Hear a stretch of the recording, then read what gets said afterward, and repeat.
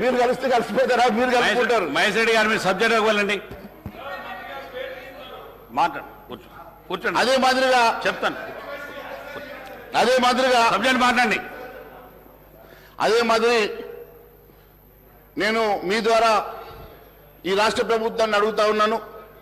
కాంగ్రెస్ ప్రభుత్వం విడుదల చేసే శ్వేతపత్రంలో కేంద్రం గత 10 సంవత్సరాల నుంచి ఇచ్చినటువంటి అభివృద్ధి కోసం కానీ సంక్షేమం కోసం కానీ నిధులు ఎన్ని మంజూరు చేసిందో, ఎన్ని నిధులు ఇచ్చిందో వివరాలు దాంట్లో పొందుపరిస్తే బాగుంటుందని చెప్పి మేము వారికి ఆశిస్తున్నాం. గతంలో పాలమూరు రంగారెడ్డి ప్రాజెక్టు జాతీయ హోదా ఉంటే అమలు చేస్తామని చెప్పి నిన్న గవర్నర్ గారు ప్రసంగంలో చెప్పారు.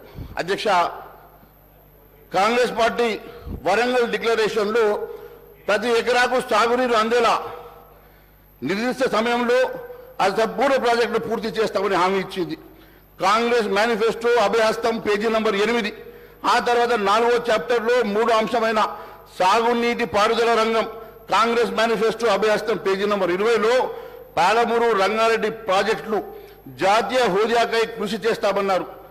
మరి అదే విషయం గవర్నర్ ప్రసంగంలోనూ చెప్పించారు. అంటే జాతీయ హోదా రాకపోతే, మీకు జాతీయ హోదా రాకపోతే ఈ ప్రాజెక్టును ముందుకు తీసుకెళ్లే ఉద్దేశం మీకు ఉందా లేదా అనే స్పష్టత లేదు.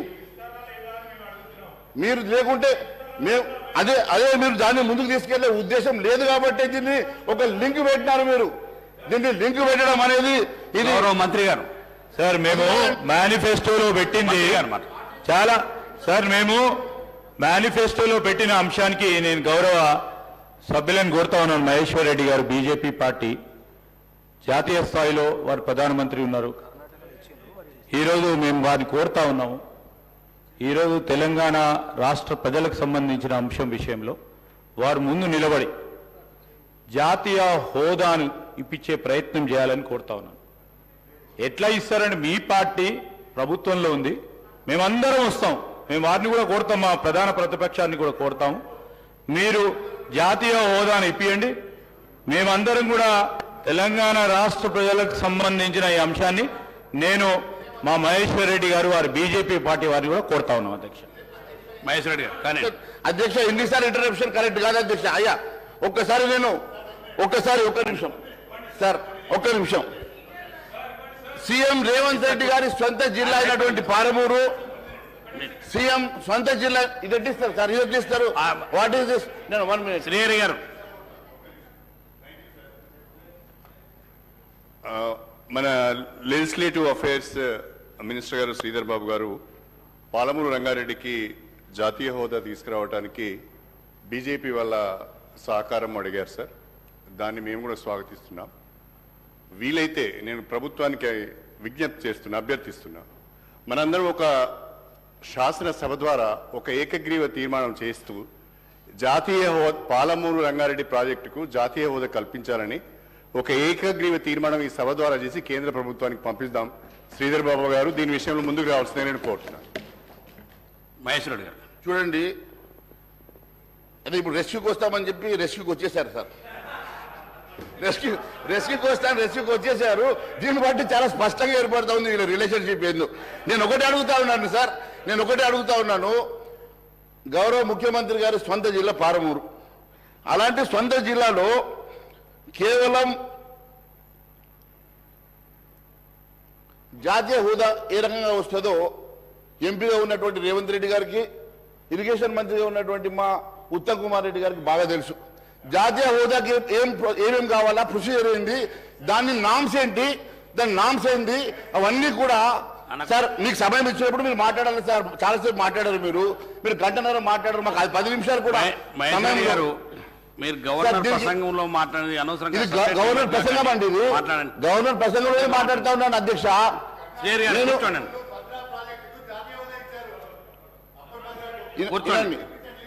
ఇప్పుడు ఒక జాతీయ హోదా రావాలంటే దానికి ఉన్నటువంటి నామ్స్ ఏంది, దానికి ఉన్నటువంటి ప్రొసీజర్ ఏందో గౌరవ ఎంపీగా ఉన్నటువంటి ముఖ్యమంత్రి గారికి కానీ ఉత్తమ్ కుమార్ రెడ్డి గారికి తెలుసు, ఇరిగేషన్ మంత్రిగా ఉన్నటువంటి వారు. మరి వారికి తెలియదా ప్రొసీజర్ ఏందో? దాన్ని మీరు కేవలం కేవలం మా మీద పెట్టి ఎట్లా తప్పించుకోవాలని ప్రయత్నం చేసినట్టుగా ఉంది తప్ప నిజంగా మీరు ఒక ప్రణాళిక ఏర్పాటు చేసుకొని ఇది ఎట్లా కంప్లీట్ చేస్తారని ఒక ముందు మాత్రం చెప్పడం లేదు. ఇది చాలా శోచనీయం. అది సొంతగా మరి ముఖ్యమంత్రిగా జిల్లా సంగతిని తెలియజేస్తా ఉన్నాను. అన్నిటికన్నా కేసీఆర్ సర్కార్ మాదిరిగానే కాంగ్రెస్ ప్రభుత్వం కూడా మరి నిరుద్యోగ భృతి విషయంలో విస్మరించాలనే ఆలోచన ఉందా? మరి ఎందుకు నిన్న గవర్నర్ ప్రసంగంలో దాన్ని మనం మాట్లాడలేదని చెప్పి అడుగుతా ఉన్నాను. దాదాపుగా 35 లక్షల మంది నిరుద్యోగులు ఈరోజు మీరు ఇచ్చినటువంటి హామీకి 4,000 రూపాయలు ప్రతి నెల వస్తే హామీకి వాళ్ళందరూ కూడా ఈరోజు మరి ఎదురు చూస్తూ ఉంటే మీరు దాన్ని విస్మరించి పూర్తిగా ఏ రకంగా ఎగ్గొట్టే ఆలోచన చేస్తున్నట్టుగా ఉంది.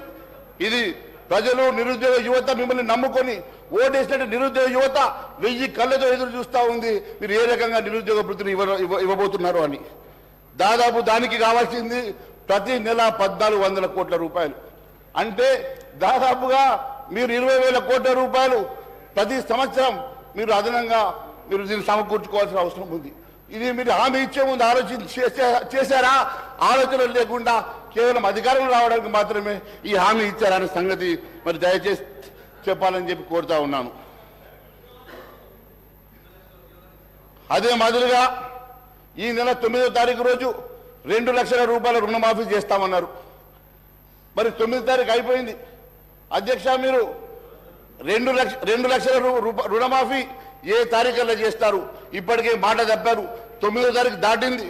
మరి మొన్ననే ప్రభుత్వంలోకి వచ్చాం కాబట్టి మేము దాన్ని లోతుగా మిమ్మల్ని ప్రశ్నిస్తలేము. కానీ ఖచ్చితంగా 2 లక్షల రూపాయల రుణమాఫీ చేసే వరకు మేము వెంట పడతాం. ఖచ్చితంగా ప్రజా గొంతుకై మేము దీని మీద మాట్లాడతామని తెలియజేస్తా ఉన్నాను. మహిళలకు 2,500 రూపాయలు ప్రతి నెల ఇస్తామన్నారు.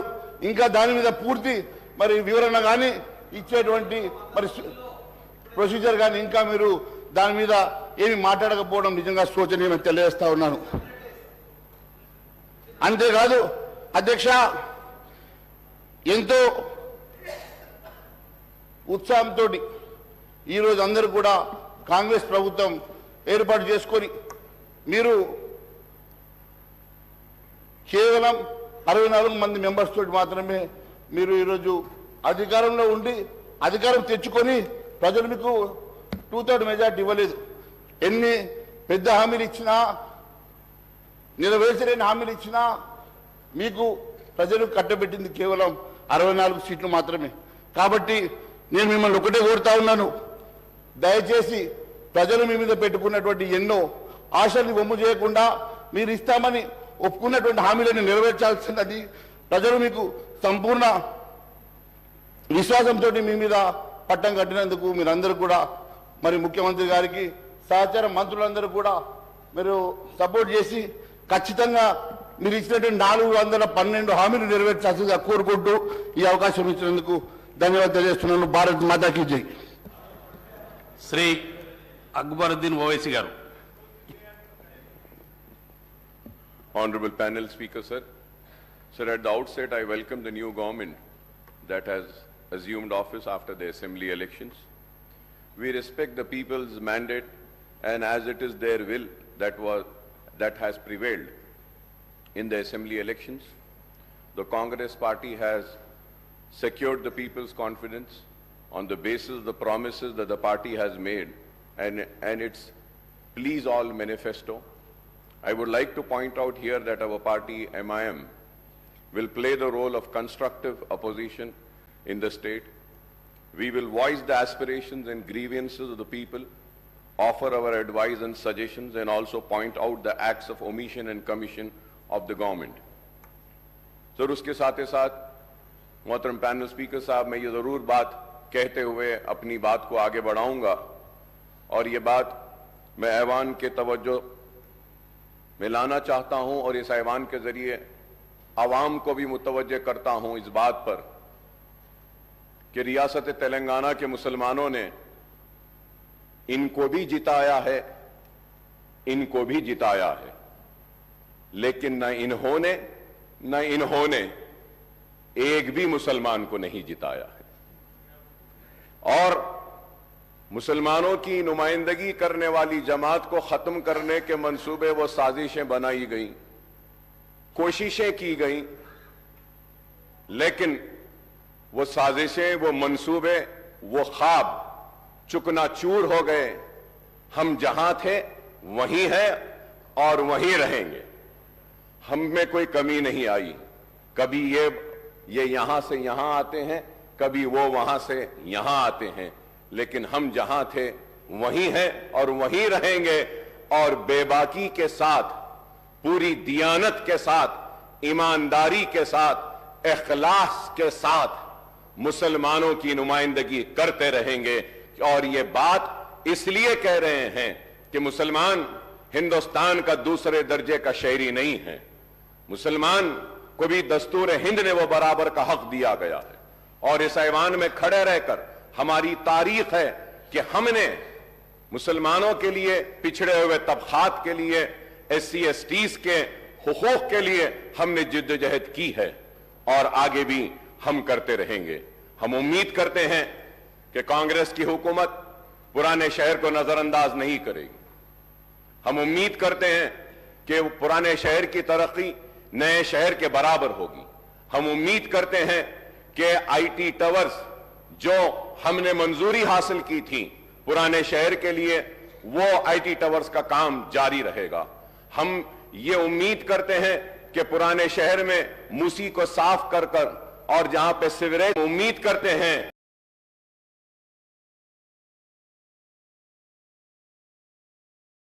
कि बरसा बरस से चार मीनार पेडेस्ट्रियनाइजेशन का प्रोजेक्ट जो की वजह से जो रुकावटें आ रही हैं उसको आप दूर करेंगे। हम उम्मीद करते हैं कि अनीसुल गुरबा की इमारत जो तामीर हुई है, उस अनीसुल गुरबा की इमारत में सरगर्मियों का आगाज करेंगे, यतीम बच्चों को वहां रखेंगे और उनको मौका देंगे। हम उम्मीद करते हैं कि आप एक मुस्लिम डेलीगेशन को बुलाकर आप उनसे बैठकर बात कर मदरसा बोर्ड जो दूसरे रियासतों में हैं उस तरीके से आप उनको एतमाद में लेकर, भरोसे में लेकर, उनसे बातचीत कर एक मदरसा बोर्ड के जरिए आप उनकी मदद करेंगे। हम ये भी उम्मीद करते हैं कि 17,000 अइम्मा और मौजनों को आप अचलीकास को जो पैसा दिया जा रहा है उनके बराबर देंगे। आपके मैनिफेस्टो में आपने कहा कि 12,000 देंगे, लेकिन मैं कहूंगा कि हुकूमत का कोई मजहब नहीं होता, हुकूमत का कोई मजहब नहीं। जब अचलीकास पुजारीस को आप 25,000 दे रहे हैं तो हुकूमत की जिम्मेदारी है कि वो मुस्लिम अइम्मा और मौजनों को भी उन्हीं के बराबर दें। मैं उम्मीद करता हूं कि शादी मुबारक की स्कीम को जो मजलिस के नुमाइंदगी पर ग्रीन चैनल में डाला गया था, आप उसको जारी रखेंगे ग्रीन चैनल में और उसके जरिए शादी मुबारक के सारे जितनी भी पेंडिंग दरखास्तें हैं उसको क्लियर करेंगे। मैं ये भी उम्मीद करता हूं कि 1 लाख रुपए का जो लोन मुसलमानों को देने का वादा किया गया था उसको दिया गया था। इलेक्शन का नोटिफिकेशन आने के बाद इलेक्शन कोड ऑफ कंडक्ट की वजह से उसको रोक दिया गया था। उम्मीद करता हूं कि नई हुकूमत वो जितने भी मंजूरियां जो हुई हैं, जो सैंक्शन हुए 1 लाख, उनको फौरन रिलीज करेगी। मैं उम्मीद करता हूं कि जो मशीन्स जो दिए गए थे, जो स्विंग मशीन्स खवातीन को दिए गए थे, जिनकी मंजूरी हुई लेकिन इलेक्शन कोड की वजह से रोक दिया गया था, आप उनको भी रिलीज करेंगे। मैं उम्मीद करता हूं कि CBCID की इंक्वायरी जो वह औकाफी जायदादों की तहफ्फुज के लिए बनाई गई थी, उसकी रिपोर्ट को आप टेबल करेंगे। मैं उम्मीद करता हूं कि कांग्रेस की हुकूमत औकाफी जायदादों का तहफ्फुज करेगी।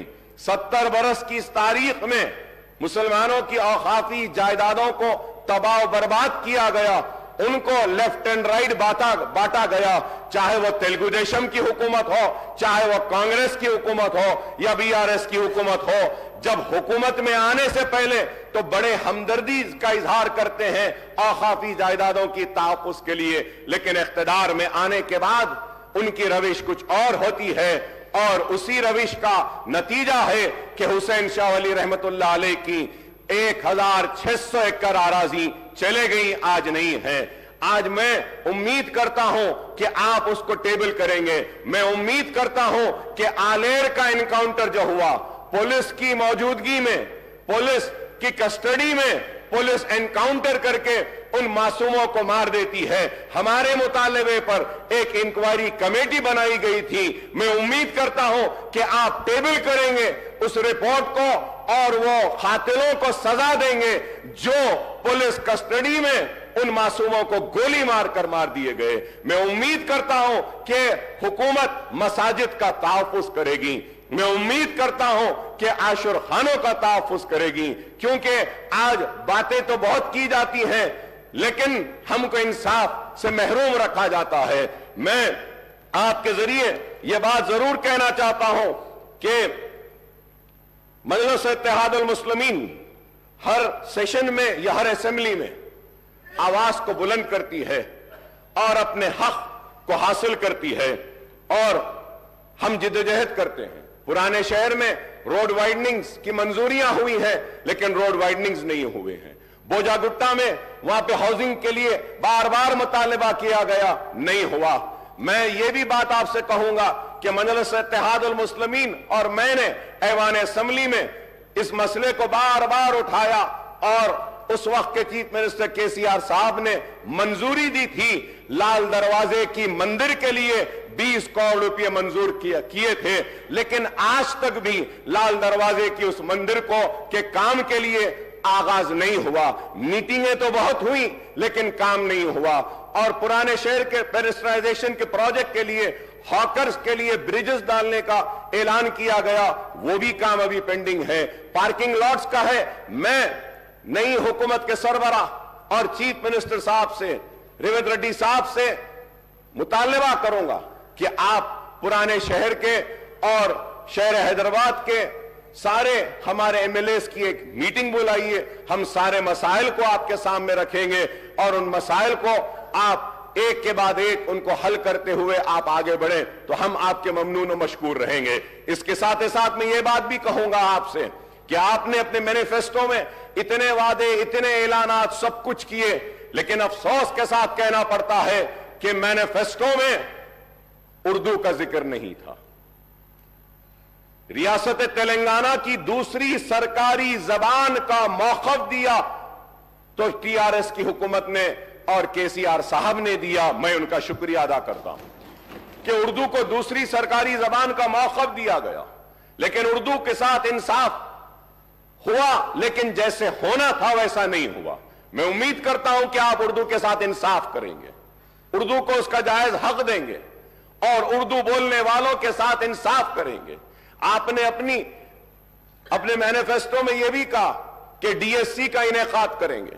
हम बार बार बोलते रहे हैं, राजशेखर रेड्डी साहब के दौर से हम बोलते आए हैं और मैं राजशेखर रेड्डी साहब को हर वक्त याद करता हूं क्योंकि वो एक हमदर्द शख्स थे।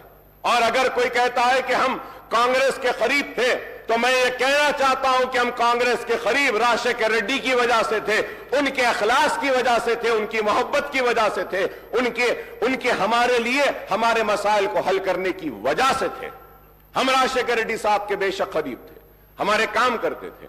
और आज हम आपसे मुतालबा करते हैं, आपसे दरख्वास्त करते हैं कि उर्दू के साथ इंसाफ करिए। DSC को उर्दू के पोस्ट जो होते हैं उसमें आप DSC जब करते हैं तो SC ST और BCs रहते हैं। वो SC ST BCs को उर्दू नहीं आती है, लेकिन कानून ये कहता है कि आप SC ST को वो पोस्ट दें, तो आपको चाहिए कि आप 2 वक्त उसका नोटिफिकेशन दें। 2 वक्त नोटिफिकेशन देने के बाद वो जितने SC STs के और BCs के उर्दू के जो पोस्ट हैं जो अनफिल्ड हैं वो ओपन हो जाते हैं। ये इंपॉर्टेंट चीज है। मैं उम्मीद कर रहा था कि आपकी थिंक टैंक आपको बोलेगी और कहेगी कि उर्दू के पोस्ट के लिए, उर्दू के लिए इंसाफ के लिए मैनिफेस्टो में यह बात डालेंगे कि हम उर्दू के पोस्ट को डिरिजर्व करेंगे, लेकिन यह काम नहीं हुआ। मैं उम्मीद करता हूं कि आप ये काम करेंगे। उर्दू जब दूसरी सरकारी जबान है तो जितने भी कॉम्पिटिटिव एग्जाम्स हैं, जितने भी प्रमोशन के एग्जाम्स हैं डिपार्टमेंटल, उसको उर्दू में भी मुनक्किद करना चाहिए। यह जरूरी है, यह काम नहीं हो रहा है। और जितने रिक्रूटमेंट के आपके एग्जाम्स हैं वो एग्जाम्स को भी उर्दू में रखिए, यह भी जरूरी है।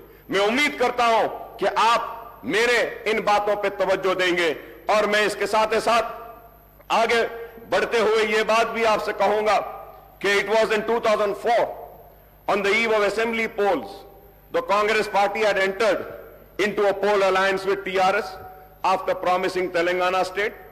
More than 5 years later, in the second term of the UPA government, at the center and the Congress government in the state, the central government made the December 9th announcement of Telangana statehood in 2009, plunging to the united AP into a turmoil. Ultimately, the Congress Working Committee decided to bifurcate Andhra Pradesh in mid-2013 and followed it up with enactment of AP Reorganization Act in early 2014. Telangana state came into being on June 2nd, 2014. That is exactly 10 years after the promise was made by Congress before the 2004 Assembly and Lok Sabha elections.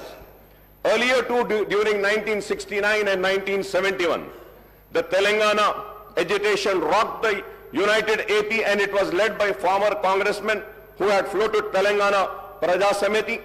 Incidentally, this earlier movement was suppressed by the Congress government at the state and in the united Andhra Pradesh state, sir.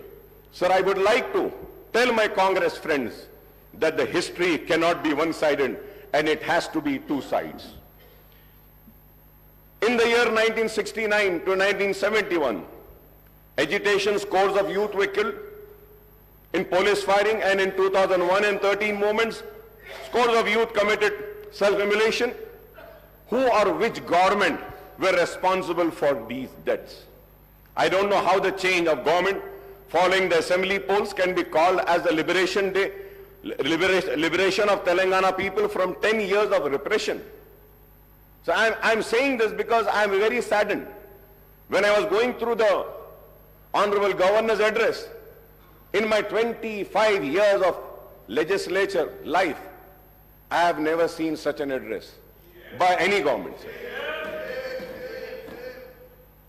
Sir, I'm sorry to say, but I still feel like the Congress party is still in the election mode. Elections have ended. We said what we had to say. We criticized how much we wanted to. We also leveled allegations, personal remarks. But now, people have given their verdict. They have chosen you, and they have chosen them to sit there. They have chosen us to be here. So now we have to come together for the development of the state. We have to come together to fulfill the promises made by the party which has been given the responsibility of governing the state for the next 5 years. Sir, going further ahead, sir, the Congress and BRS term September 17th, 1948, the day of accession or merger of erstwhile Hyderabad state into Indian Union as integration day, whereas the BJP and left party term it as a liberation day. Now the Congress wants to celebrate the liberation day on December 3 or maybe December 7 as the party regained power after a gap of nearly 10 years since the formation of Telangana state. The Congress party has taken the historic decision on formation of Telangana state, but in the elections held in 2014, the people had given the mandate to TRS, which had fought for separate statehood. There is no doubt, yes, they had fought. And many other leaders joined them, and everybody fought for it. Yes, but we cannot deny the role, the major role of TRS and the major role of KCR. Again in 2018, the people voted for the TRS, which secured a greater majority.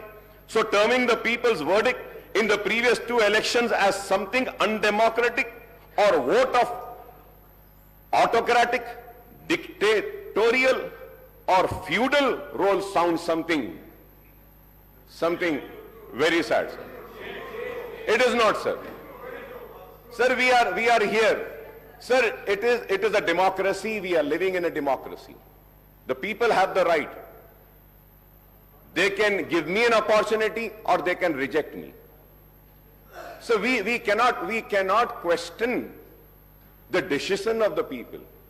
If today the Congress is questioning and giving names to the verdict of the people of yesteryears, then the same thing might happen with the Congress for the verdict which have been given today by the people. We need to be cautious. Sir, we need to be very cautious. Elections have ended. We are here for progress. We are here for development. We are here to fulfill the promises made to the people. We have to be focused on that rather than, pulling each other apart from so terming the people's verdict, I have already said, sir, apart from the 6 guarantees outlined under Abhay Hastam and the promises made under Right to Youth, SC, ST, Minority, BC Declaration, many other initiatives have been assured by the Congress. Understandably, the Governor's address has set out the priorities, policies, programs, and schemes of Congress government for all-round development of the state and welfare of all sections of people. I would like to recall that the backward classes, scheduled caste, scheduled tribe, and minorities account for an overwhelming proportion of the state's population, sir. They together constitute almost 85%, BCs 46%, SCs 15.5%, STs 9.2%, and minorities 14.3% of the state's population, sir. The Congress has committed to provide a better deal to all these sections. It has promised to introduce minority sub-plan as also the BC sub-plan, named after Mahatma Jyoti Phule. The Congress has assured to spend 2,000 crore per annum, amounting to rupees 1 lakh crore in a 5 years period for BC welfare, and this is a welcome step, sir. Similarly, the party has assured to enhance the minority welfare budget to rupees 4,000 crores, including 1,000 crore annually for subsidized loans to minority, youth and women, sir. Sir, when I say about, and I talk about 4,000 crores for minority, let me make it very, very clear to the government, sir, what the Congress government is doing in Karnataka and what it was doing in Rajasthan. And, they were calculating the amount spent on other schemes also in the minority budget. Kindly do not do that. If we have to see the other schemes with which the minorities got benefited in the last 9.5 years, like in pension, like in Shadi Mubarak or Raitu Bandhu, Raitu Bima and other schemes, where Muslims are also part, if we have to take into account that amount and the 2,200 crores, we have already crossed 5,500 crores. I hope that the 4,000 crores will be only for minority welfare department. I hope that. I hope. So the Congress has promised to rename Dalit Bandhu scheme as Ambedkar Abhay Hastam and extend it to both SCs and STs and to raise the financial assistance to rupees 12 lakh per family, sir. The party has also assured to raise the reservation of SC/STs to 18% and 12% respectively, sir. However, the Congress has maintained a silence on the demand for raising the reservation for socially and economically backward sections of Muslims of 12%, sir. Congress ने अपनी election की campaigning में इल्जाम लगाया 12%, 12%, 12%, मगर 12% का जिक्र अपने मैनिफेस्टो में नहीं किया। मैं जानना चाह रहा हूं चीफ मिनिस्टर साहब से, ठीक है इन्होंने नहीं दिया, क्या आप देने वाले हैं? क्या आप देंगे? क्या आप सिंसियर हैं? सवाल है। और असेंबली के रिकॉर्ड्स को उठाकर देखिए, मजलिस इत्तेहादुल मुस्लिमीन की तरफ से मैंने खड़े होकर उस वक्त कहा था 12% मिलता है, मिलने दो नहीं, हमको 4% जो हम हासिल करें राजशेखर रेड्डी साहब के दौर में, उसको कायम रखना, ये बड़ी जिम्मेदारी है। तो आप ठीक है ये नहीं दिए, आप दे रहे हैं क्या बताइए? क्या आप देंगे क्या? And I go for the red, sir. Sir, I may recall that the Telangana government has enacted a bill in the state legislature based on the report of the state BC Commission and ST/SC Commission and the findings of Sudhi Commission and Chellappa Commission to raise the quantum of reservation to 12% for BCE category and 10% for STs. Sir, I would like the Honorable Chief Minister Sahab, Mr. Revanth Reddy Sahab, to clarify on the government stand on this issue, sir. Regarding the minority subplan and BC subplan, I may point out that this has been a persistent demand of AIMIM in the United Andhra Pradesh when the Congress was in power and in Telangana state after its formation, sir. In fact, we had suggested to the Telangana government to enact a legislation on the patterns of Act number 6 of 2022, the AP Minorities Component Outlay Allocation and Utilization of Financial Resources Act 2022 and Act number 13 of 2019, the AP BC Subplan Planning Allocation and Utilization of Financial Resources Act 2019 for earmarking the funds for minorities and BCs in the state budget, sir. So now our party AIMIM once again reiterates the demand for enacting the two separate legislation, one for the minorities and another for the backward classes, providing for minority component and BC component in Telangana state budget and making allocation for the sub-plan for the forthcoming state budget for the financial year 2024 and 2025, sir. Sir, when I say this, sir, you can go through the records and see about the BCs, sir, the treatment given to the BCs, all the BCs corporation. My learned friend, Sridhar Babu, was with me as a member in Public Accounts Committee. We had asked for the details and we saw the details of the allocation made to the BC, मुख्तलिफ BC के महकुमों को, तो देखकर बड़ी हैरत हुई थी। मैं उम्मीद करता हूं कि आप उनके साथ इंसाफ करेंगे। SC और ST के रिजर्व सीट्स पर भी शायद अगर मैं गलत ना हो तो सबसे ज्यादा सीटों पर अवाम ने आपको मुंतखब किया, इस उम्मीद के साथ कि उनके साथ भी इंसाफ होगा और हम उम्मीद करते हैं कि आप सब के साथ इंसाफ करेंगे। We hope that the Congress government would fulfill its assurance to conduct a caste census and effect an increase in BC reservation within 6 months of assuming power in the state, sir.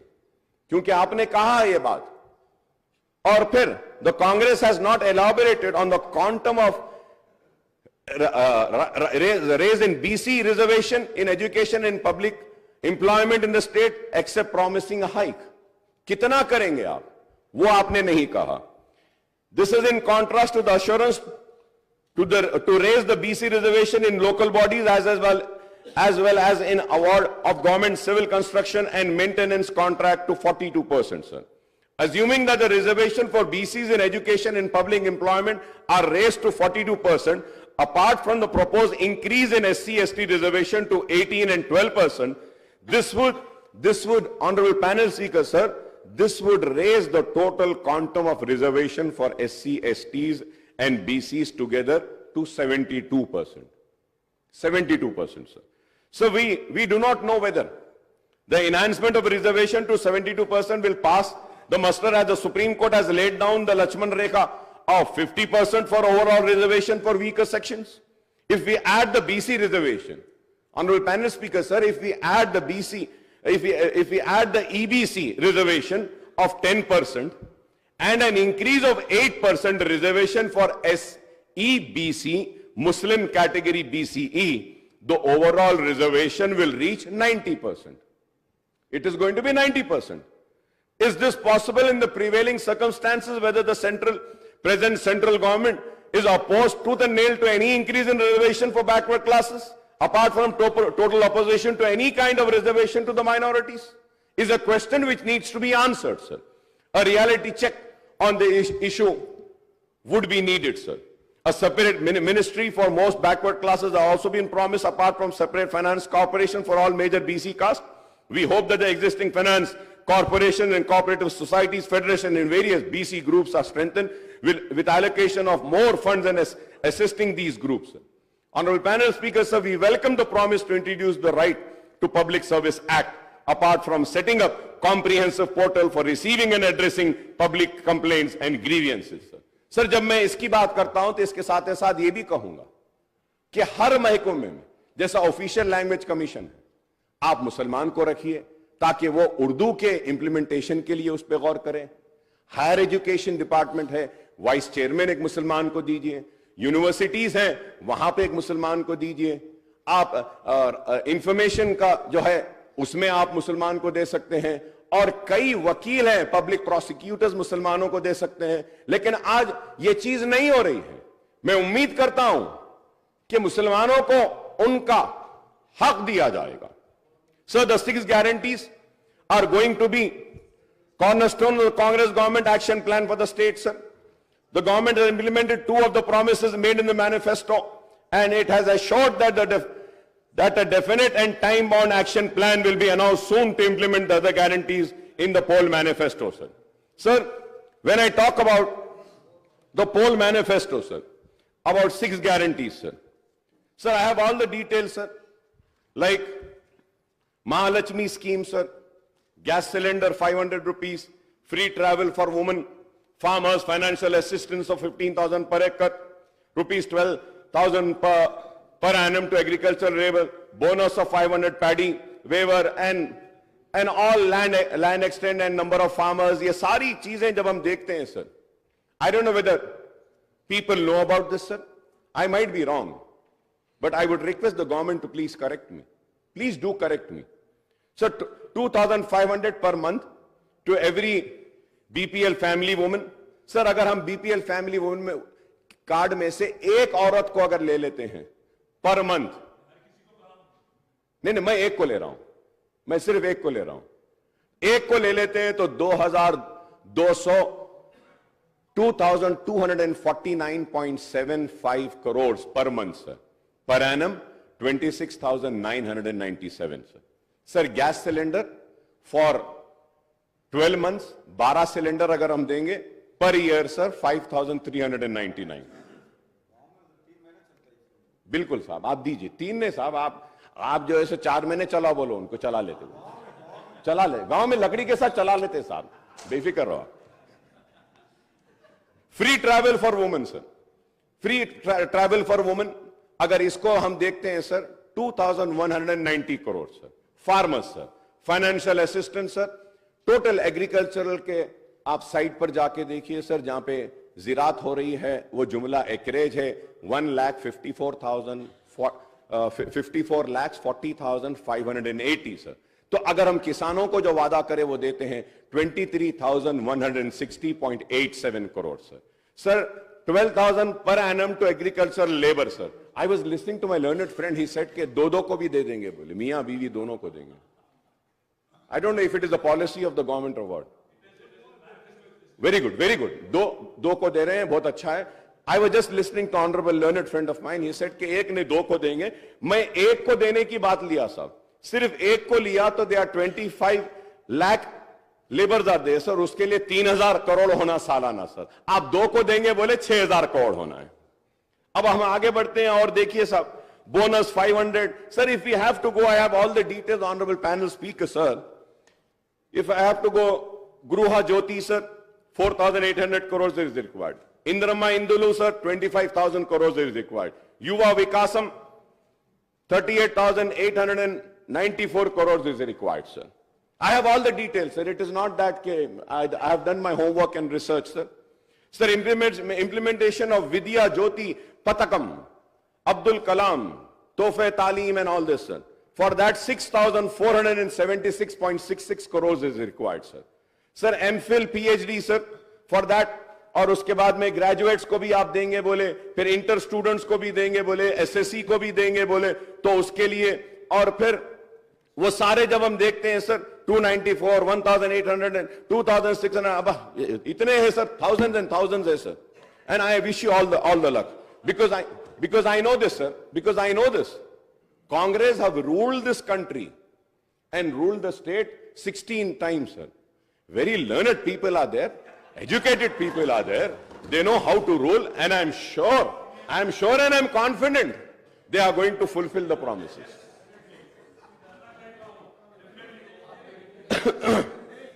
Sir, Chiyuta, sir. Sir, उसमें monthly pension 4,000 देंगे बोले, monthly employment allowance भी देंगे बोले. Sir, I was reading the newspapers, sir. So in that it was written that the required amount would be 70,000, sir. But sir, I want to correct, sir. As per my calculation, I might be wrong. I'm not saying that I'm perfect. I might be wrong. Kindly you give the right figures. As per my homework, my research, my calculations, sir, the total requirement only for 6 guarantees. only for 6 guarantees is going to be 2,16,018.15 crores per annum. और उसके बाद में if you have to see the entire many other promises, जैसा वो bike देते बोले, वो allowance देते बोले, हाँ वो डबल बेडरूम, वो सारे चीजें sir when we finally sir अब उसको पूरा देखते हैं सर, तो I might be again wrong sir, I want the government to correct me sir, 3,10,492.15 crore, मतलब 3,10,492.15 crores are required.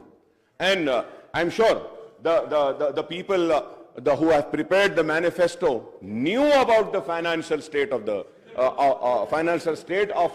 our state. So, and sir, I listen, bhai, aap itna gusse mein kyun aa rahe hain?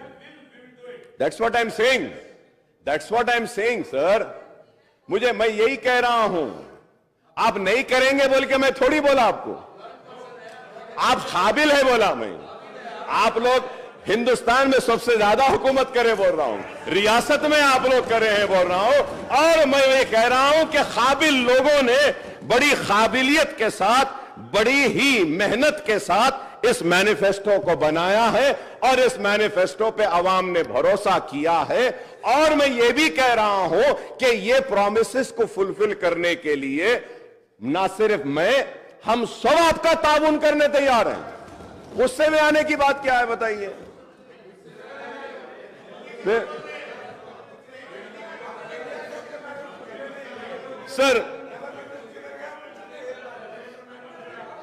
Sir मैं ये भी कहूंगा sir, there is no mention about the minority declaration in the governor's address, and I don't know the reason for this omission, sir.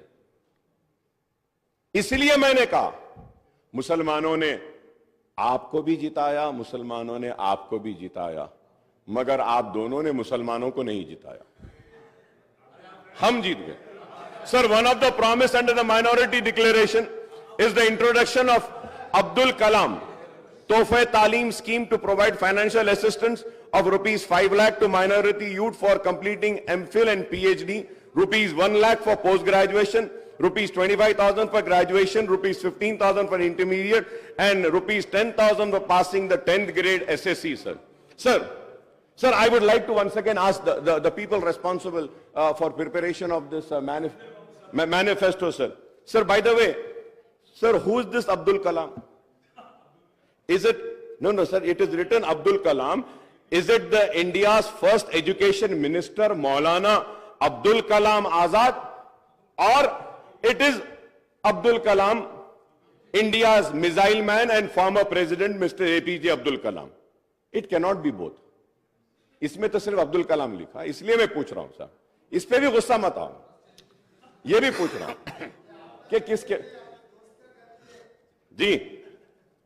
तो मैं ये पूछ रहा हूं, ये भाई ये मैनिफेस्टो आपका है भाई, सीएम साहब ये आपका है, आपके उसमें है, तो इसमें अब्दुल कलाम 2 है, तो मैं क्लैरिफिकेशन ले रहा हूं, मौलाना अब्दुल कलाम आजाद के नाम पे है या Abdul Kalam the missile man के नाम पे? तो दोनों के नाम से, दोनों के नाम से जी। अच्छा, नहीं मैं पूछ रहा था साहब, पूछना है ना।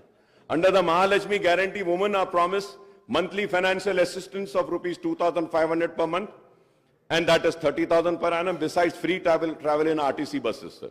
Sir, when I talk about RTC buses, sir, Honorable panel speaker, sir. So this is Telangana Road Transport Corporation 22-23 report, sir. And also, I had raised a question, sir. अब इसमें लिखा हुआ है, sir, कि out of the 9,000 buses, 6,000 buses are old, 15 years old. और इसमें पूरा detail दिए साहब, कितने पुराने हैं, क्या है, क्या नहीं। अब ये देखिए सर, ये 23-24, ये पेज ही नहीं है साहब इसमें। नहीं, आपके दौर में हुआ सो है ये, सॉरी, आपके दौर में हुआ सो है। सर पैनल स्पीकर, सर मैं नई गवर्नमेंट से कहूंगा, कि ऐसे डेलिबरेट omissions पेजेस के नहीं होना चाहिए, because you had promised a transparent government. It has to be there. बहुत है sir, very so many demands, बहुत सारे डिमांड्स भी देखते हैं सर, डिमांड्स में एक एक इंपॉर्टेंट पेज गायब हो जाता है, डिमांड्स टेबल नहीं होते, डिमांड्स पे डिस्कशन होता है. तो I hope we have face this. नहीं, I told you कि we are going to play a role of a constructive opposition, and let me correct you, we have played a constructive role when the TRS was also there in the government. We have criticized the government, we have appreciated the government, we have rejected their wrongdoings, and we have praised the good doings which were for the people. We are going to play the same role. And at the same time, I'm happy that I'm happy that I saw today's newspapers in which Honorable Revanth Reddy Saab has said, in the newspaper it has come कि MIM के साथ कोई alliance नहीं है भाई हमारा, हम अकेले थे, अकेले हैं, लड़ रहे थे, लड़ रहे हैं, लड़ते रहेंगे. क्योंकि बहुत सारे लोगों को ऑनरेबल पैनल स्पीकर साहब, एक मीटिंग हुई, सीएम साहब बुलाए, थैंक यू सर, मूसी के लिए बुलाए, thank you so much sir, बुलाए, हम बैठे, डिस्कस करे, लोग समझे कि अरे अलायंस हो गया, ये इनके करीब आ गए, ये इनके हो गए. देखिए, मैं ये कहना चाहता हूं, वो हमारे रियासत के चीफ मिनिस्टर हैं, अवाम ने उनको मुंतखब किया है, ये कांग्रेस की हुकूमत में एतमाद का इजहार किया है, तो मैं अवामी नुमाइंदे की हैसियत से अपनी रियासत के चीफ मिनिस्टर से मिलना ही पड़ेगा. मिलते रहेंगे, काम कराते रहेंगे, क्योंकि हमको काम होना है. And to go further ahead, sir, we welcome the introduction of free bus ride for the women in TSRTC buses, sir. At the same time, sir, through you, sir, I would like to request the government to kindly take care of the auto rickshaw drivers. Auto rickshaw के drivers बहुत परेशान हैं, Uber and Ola वाले बहुत परेशान हैं. ख़वातीन को तो अच्छा मौका मिला कि बस में वो सफ़र कर रहे हैं, बहुत अच्छी बात है, लेकिन हमको इनका भी ख्याल करना चाहिए, क्योंकि आपने इलेक्शन मैनिफेस्टो में ऐलान किया था कि आप जितने चालानात हुए हैं, चालानात को भी आप माफ़ करेंगे, आधा माफ़ करेंगे. तो मैं आपसे रिक्वेस्ट करूंगा कि अहकामात जारी करिए कि जितने भी चालानात है उसको हम 50% वेव ऑफ करते हैं, और ऑटोज वालों को किस तरीके से हम मदद पहुंचा सकते हैं. वो कुछ पैसे भरते हैं रोड टैक्स का, इसका, अगर उनको कुछ एग्जेम्पशन अगर कुछ देते हैं तो एक उनको भी एतमाद में लिए वैसा होगा. सर, उसके साथ साथ जी नहीं, अब देते बोले थे साहब, आपके मैनिफेस्टो में बोले थे, आप अब देंगे बोल के बोले थे. केसीआर साहब अनाउंस करे थे कि हम गवर्नमेंट में अगर आएंगे तो ऑटो वालों को ये देंगे. It was announced. तो मैं चीफ मिनिस्टर साहब से रिक्वेस्ट करूंगा कि ऑटो वालों का भी थोड़ा सा अगर आप देखते हैं तो उनका भी थोड़ा अच्छा फायदा हो जाएगा. और इसके साथ ही साथ ऑनरेबल पैनल स्पीकर सर, मैं ये जरूर कहना चाहूंगा कि आउट ऑफ 9,000 6,000 तो पुराने बसेस है, और फिर नुकसान 2,000 करोड़ का है, तो ये पेट्रोल डीजल के लिए भी देना है. So there are many other things, sir, which I think in the next budget session I will go further ahead and discuss about this, sir. But as per my knowledge, sir, 12 crore का शायद नुकसान हो रहा है RTC को इससे. अब इसको हम कैसा करेंगे, इसका भी आप कुछ प्रोग्राम बनाइए sir. Sir, and domestic gas cylinders के ताल्लुक से भी मैंने पहले ही कहा है और फिर से कहूंगा, और उम्मीद करता हूं कि आप करेंगे. और अंडर रैतु भरोसा the assistant of 70 lakh farmers is been raised to 15,000 per acre, and the coverage has been extended to 6 lakh share of khawldas also, sir. Bonus of 500. ये सारी चीजें हैं जो आप जानते हैं, मैं भी जानता हूं. क्रॉप लोन्स के बारे में भी आपने वेव करेंगे कहा. ₹2 lakh at one go would require 36,000 crores, sir. ₹30,000 crores towards loan amount and ₹6,000 crores towards interest. So 36,000 hai. I hope that under Gruha Jyoti guarantee 200 unit of free electricity a promise for all house hold. अब ये 200 कैसा देंगे, इसमें भी confusion है sir. 200 unit कैसा देंगे? अब अगर मुझे 201 आएगा यूनिट, तो क्या 200 माफ करके 1 यूनिट के पैसे लेंगे? या अगर मुझे 500 यूनिट आ रहा है तो वो 500 यूनिट में से आप 300 माइनस करके 200 का लेंगे? इसमें क्लैरिटी नहीं है sir. So I request kindly issue the guidelines with which ये 200 यूनिट फ्री जो मिलेगा। The power sector in the state, TS Genco, TS Transco and northern southern discoms are already saddled with huge losses of 50,275 crores and staggering debt of 81,516 crores।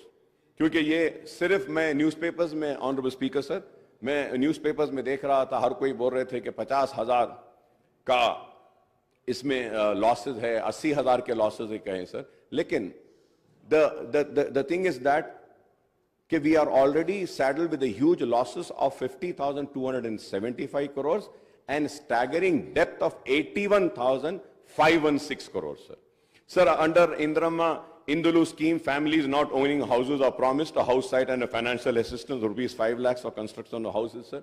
Sir, ये 2 bedroom houses के ताल्लुक से भी speaker साहब मैं आपके जरिए हुकूमत की तवज्जो इस बात पे लाना चाहता हूं कि सर इलेक्शन कोड आने की वजह से जो लोगों को सर्टिफिकेट्स दे दिए गए थे, जो लोगों को हाथ में कागज दे दिया गया था कि ये यूनिट आपका है, तो उसकी चाबी अब तक नहीं दी गई और जो लिस्ट सैंक्शन हुई थी वो भी वैसी रुकी हुई है। सर, आपके जरिए मैं हुकूमत और हमारे चीफ मिनिस्टर साहब रेवंत रेड्डी साहब की तवज्जो इस बात पे लाना चाहता हूं कि मेरे कॉन्स्टिट्यूंसी में पुराने जो घर थे उनको तोड़कर 2 बेडरूम बनाए थे और उनसे वादा किया गया था कि बनने के बाद उनको दिया जाएगा, लेकिन इलेक्शन कोड आने की वजह से रुक गया है। काइंडली आपसे रिक्वेस्ट है कि हैदराबाद कलेक्टर साहब को बोल के उसको क्लियर करवा दीजिए, क्योंकि हमारे अश्योरेंस पे, हमारी जबान पे उन लोगों ने अपने घरों को खाली करके 2 बेडरूम बनाने की इजाजत दी। अगर उनको नहीं मिलेगा तो बड़ा प्रॉब्लम होगा। Honourable speaker sir, through you also very important issue I want to bring to the kind notice of the government is that sir, under JNNURM, Wambe scheme and other schemes, housing was taken up, sir. Right from Mr. Chandrababu Naidu was the chief minister then, से लेकर आज तक भी ये हो रहा है। वो घर जो है सो 20 साल 15 साल पुराने हो गए, बहुत खराब हो गए हैं। तो हमारी नुमाइंदगी पर HMDA से 100 करोड़ रुपये रिलीज हुए थे, वो 150 करोड़ रुपया पूरे शहर के JNNURM, वाम्बे और ये दूसरे हाउसिंग स्कीम के पुराने घरों के मेंटेनेंस वर्क के लिए। तो मैं आपके जरिए हुकूमत से रिक्वेस्ट करूंगा कि हैदराबाद और सिकंदराबाद के जितने पुराने घर हैं जो डिलैपिलेटेड कंडीशन में, जिसके लिए अमाउंट भी रिलीज हुआ है, kindly give instructions that these amounts are release to the contractors and the work can be taken up so that it will help the poorest of the poor people, sir. Sir, about SC/ST's promise, assistance of 6 lakhs for construction of houses, and for other it is 5 lakhs. I don't know why this difference, sir. SC/ST को आप 6 लाख देते बोले, यहाँ पे 5 लाख है। Lakhs of people, especially in towns and cities, do not own houses and live in rented houses, sir. तो मैं उम्मीद करता हूँ कि आप इस ताल्लुक से भी करेंगे, sir. And I would like to know, sir, what are the criteria for selection of beneficiaries under this scheme? ये स्कीम युवा विकासम जो 5 लाख का है, उसके भी गाइडलाइंस सही नहीं आए। तो मैं उम्मीद करता हूं कि आप इसके बारे में भी कहेंगे। Under Cheyutha guarantee monthly pension amount is to be raised to ₹4,000 and all the beneficiaries, and it's huge increase in the allocation for this scheme, sir, for the disabled also. So we welcome the increase in the health insurance coverage under Arogyashri scheme of ₹10 lakh. Sir, once again, sir, honorable speaker, sir, when I talk about Arogyashri, sir, आप बोल दिए 10 लाख। आप मालूम कराइए साहब, क्या एक भी पेशेंट को अब तक आपके ऐलान के बाद क्या 10 लाख का बेनिफिट मिला? Guidelines have not been framed. GO is not been issued. Sir, the most important thing is that Rajshekhar Reddy साहब जब थे, जो राजीव आरोग्यश्री लाए थे, उस वक्त जो पैकेजेस बनाए थे, same amount is continuing, sir. Same amount, sir. Amount में इंक्रीज ही नहीं हुआ। Sir, you need to review this, see that. The reason I'm saying is that, sir, the private hospitals are not admitting any patient under Aarogyashri because the rates are very low, sir. अब एक बात बोलता हूं, आप बुरा ना माने आप लोग, which is very important for the new government, sir. Sir, in all government hospitals, dialysis units are there. Sir, these dialysis units are being handed over to a third party, sir. And sir, like a private hospital is getting 1250, 1250 for one dialysis. Government hospital is getting 1850 rupees, and that 1850 rupees, it is being paid to the third party, not to the government hospital. आप बताइए sir, ये तो गलत है ये. This is very wrong. आप वो third party को बेनिफिट दे रहे हैं, लेकिन प्राइवेट हॉस्पिटल्स को आप कम करके रखें. This needs to be corrected, sir. I hope that the government will make a note and do the necessary corrections. Cancer patient बहुत ज्यादा बढ़ रहे हैं, उनके लिए आप ये आरोग्यश्री का जो राजीव आरोग्यश्री का स्कीम जो है, इसमें कैंसर पेशेंट्स को दीजिए. And in dialysis also, sir, dialyzers are not provided, sir. The dialyzer, the pipes are not provided. And there is one investigation which is required for all the dialysis patient to check the creatinine levels. वो उसके लिए they have to make an additional payment.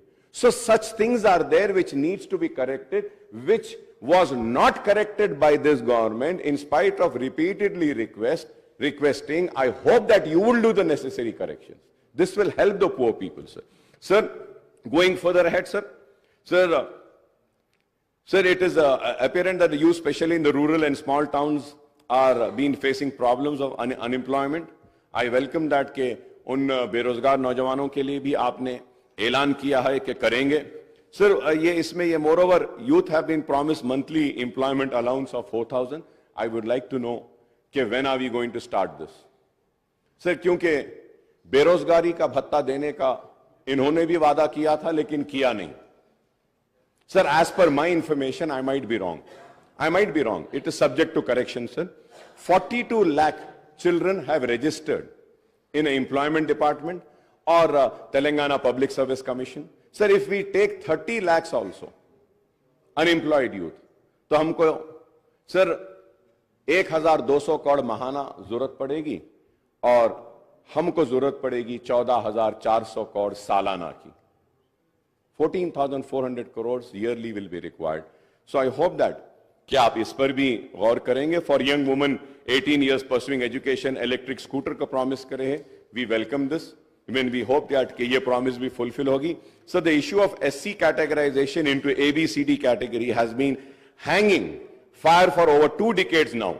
Despite the effort of the successive government, the United AP and Telangana government to implement it in a letter and spirit, sir, unless constitutional amendments are moved by the central government to overcome the hurdles in implementing the categorization in selected state instead of entire country, this issue cannot be resolved, sir. Regarding the minority declaration, let me point out that most of the schemes and initiative included in this declaration are already under implementation in the states since Telangana came into being in June 2014, sir.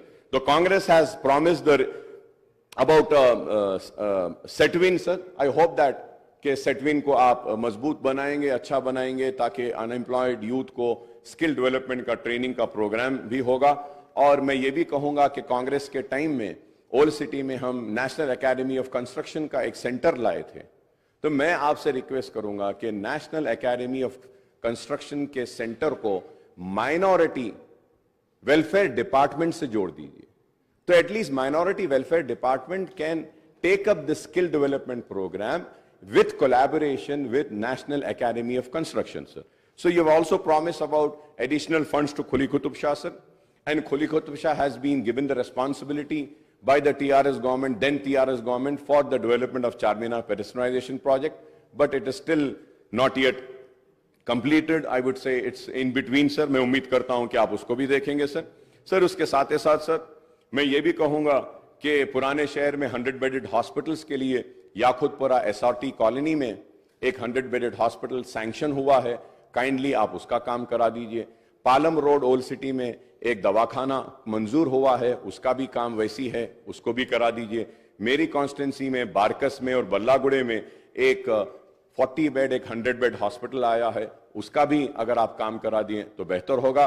और इसके साथ ही साथ हैदराबाद की पहचान, हैदराबाद की शान में कहूंगा कि उस्मानिया हॉस्पिटल के लिए हम बार बार कह रहे हैं कि उसको भी आप हेरिटेज को बरकरार रखते हुए बनाइए, या जैसा भी बनाना है बनाइए, बहरहाल बनाइए। मैं उम्मीद करता हूं कि आप उस्मानिया हॉस्पिटल को लेंगे। उसके साथ ही साथ ऑनरेबल स्पीकर सर, आपके जरिए मैं हुकूमत की तवज्जो इस बात पे दिलाना चाहता हूं कि निजामिया तिबी कॉलेज जो मक्का मस्जिद के सामने है, it is the only medium of medical education in Urdu sir. It has been neglected. The building is in dilapidated condition. I request the Honorable Health Minister Saab, Honorable Chief Minister Saab, kindly give us some time, sir. Let us go and visit that hospital and see that hospital, how a bad shape that hospital, that building is in, sir. So, uske liye bhi 72 crore sanction hai. Agar uska tender bula ke agar contractor ko denge, तो वो hospital का भी काम मुकम्मल हो जाएगा sir. और इसके साथ ही साथ सर जीएचएमसी के बारे में मैं कहूंगा कि जीएचएमसी के जितने भी एरियाज में जो काम हुआ है, कॉन्ट्रैक्टर्स का अमाउंट नहीं दिया गया है सर। और ये बिन फ्री एक प्रोग्राम लाए थे मेरे दोस्त लाए बिन फ्री, वो बिन तो उड़ गया लेकिन कचरा वहीं फेंकने लगे लोग। बिन नहीं है लेकिन कचरा तो वहां आ रहा है। तो सर मैं आपसे रिक्वेस्ट करूंगा, ये बिन फ्री क्या है इसको रिव्यू करिए, देखिए हर जगह पे कचरा आ रहा है sir. We are for the development, we want development, we want the old city to be on par with new city, we want flyovers, we found underpasses, we want the metro train. I thank the Honorable Chief Minister Saab for other day when I was sitting with him, he had called for a meeting on आपकी दावत पे हम आए थे। लोग समझ रहे हैं कि हम आपके पास भाग के गए थे। भाई आप दावत दिए थे, आप बुलाए थे, हम आए थे।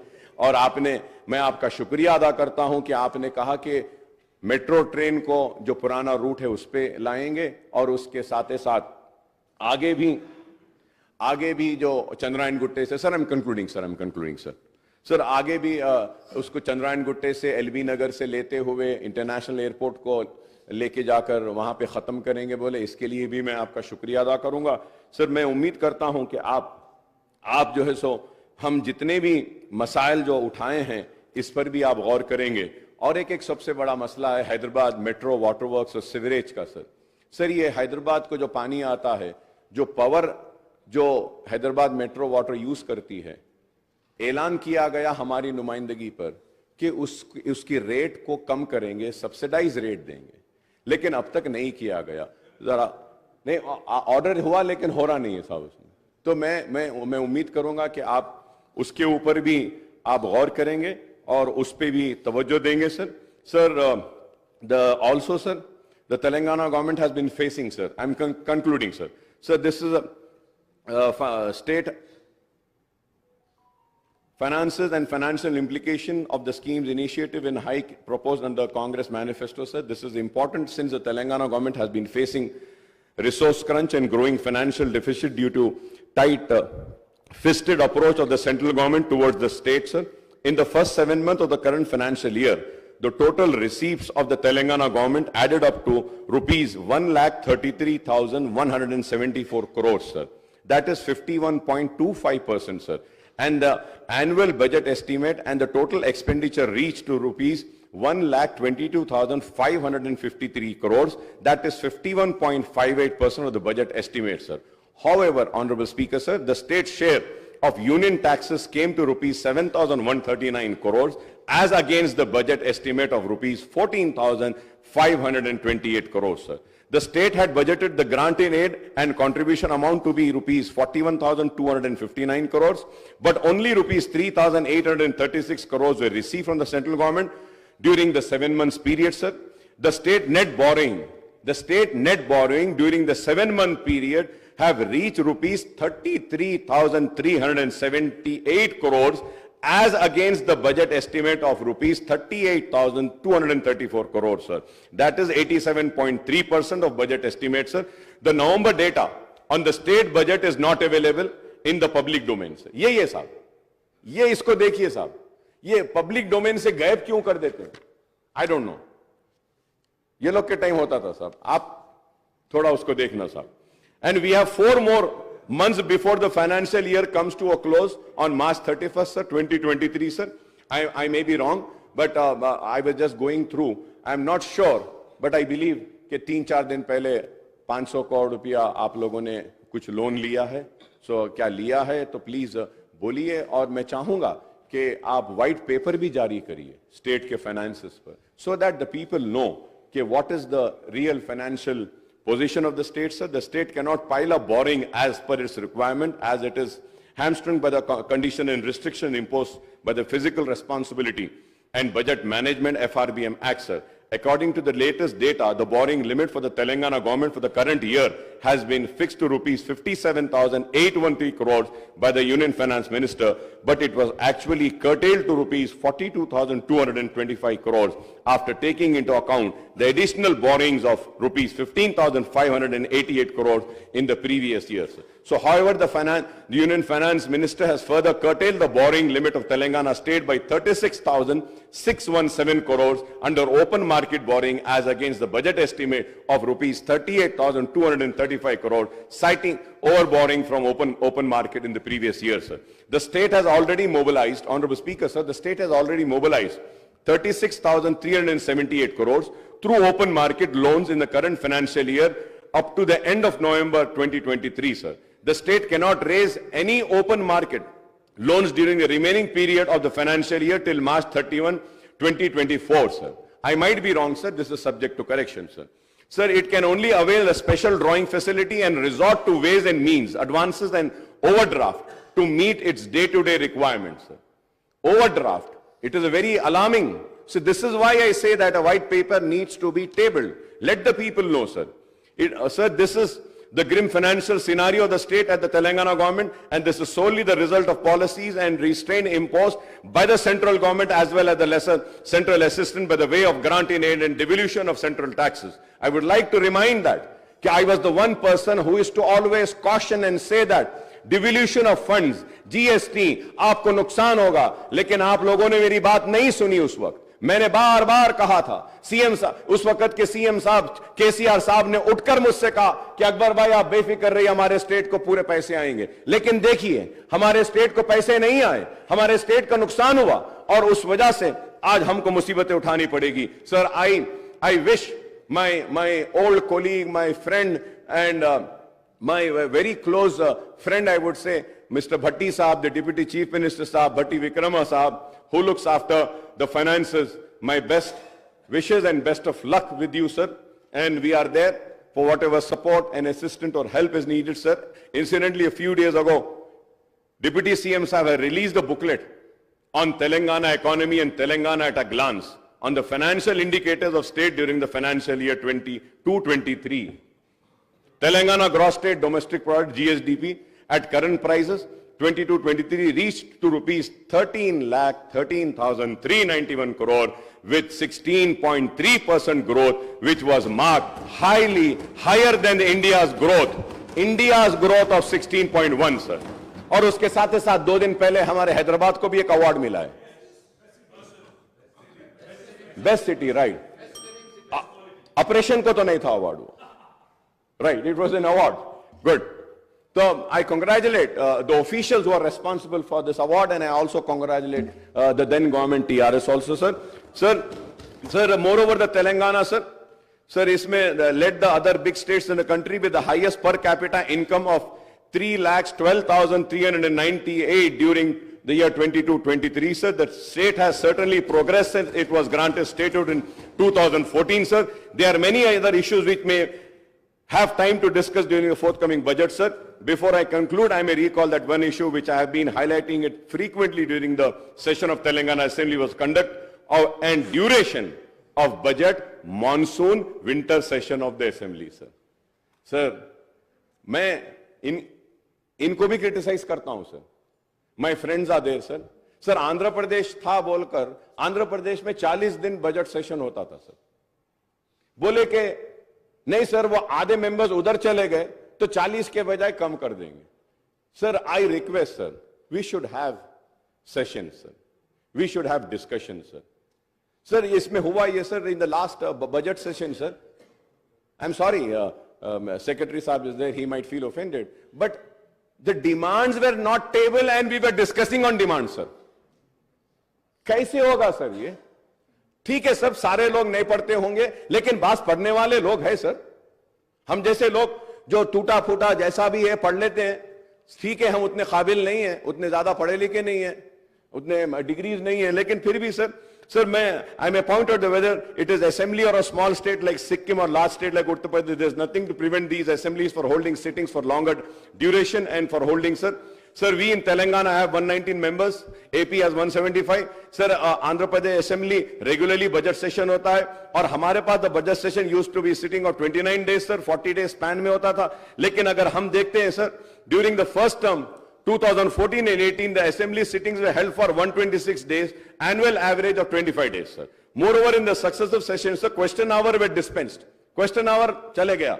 With too often and no discussions were held in form of half an hour. Discussion rule 29, LAQ rule 39, SNQ rule 51, short discussion rule 60, calling attention rule 74, and matter of urgent public importance, sir. In the BSc meeting held in this connection, the previous sittings and session of assembly, our party had given a list of issues for discussion, sir. Sir, therefore, I urge the Honorable Chief Minister, the Leader of the House and the Legislative Affairs Minister, sir, to ensure that assembly sessions are conveyed for longer duration and all the 3 session budget, monsoon and winter will be held, sir. तो मैं उम्मीद करता हूं sir आपने जो मुझे मौका दिया है इसके लिए मैं आपका शुक्रिया अदा करता हूं और शुक्रिया अदा करते हुए आपकी हुकूमत के साथ अपनी सारी नेक ख्वाहिशात का इजहार करता हूं और हमारा ताउन आपके साथ रहेगा.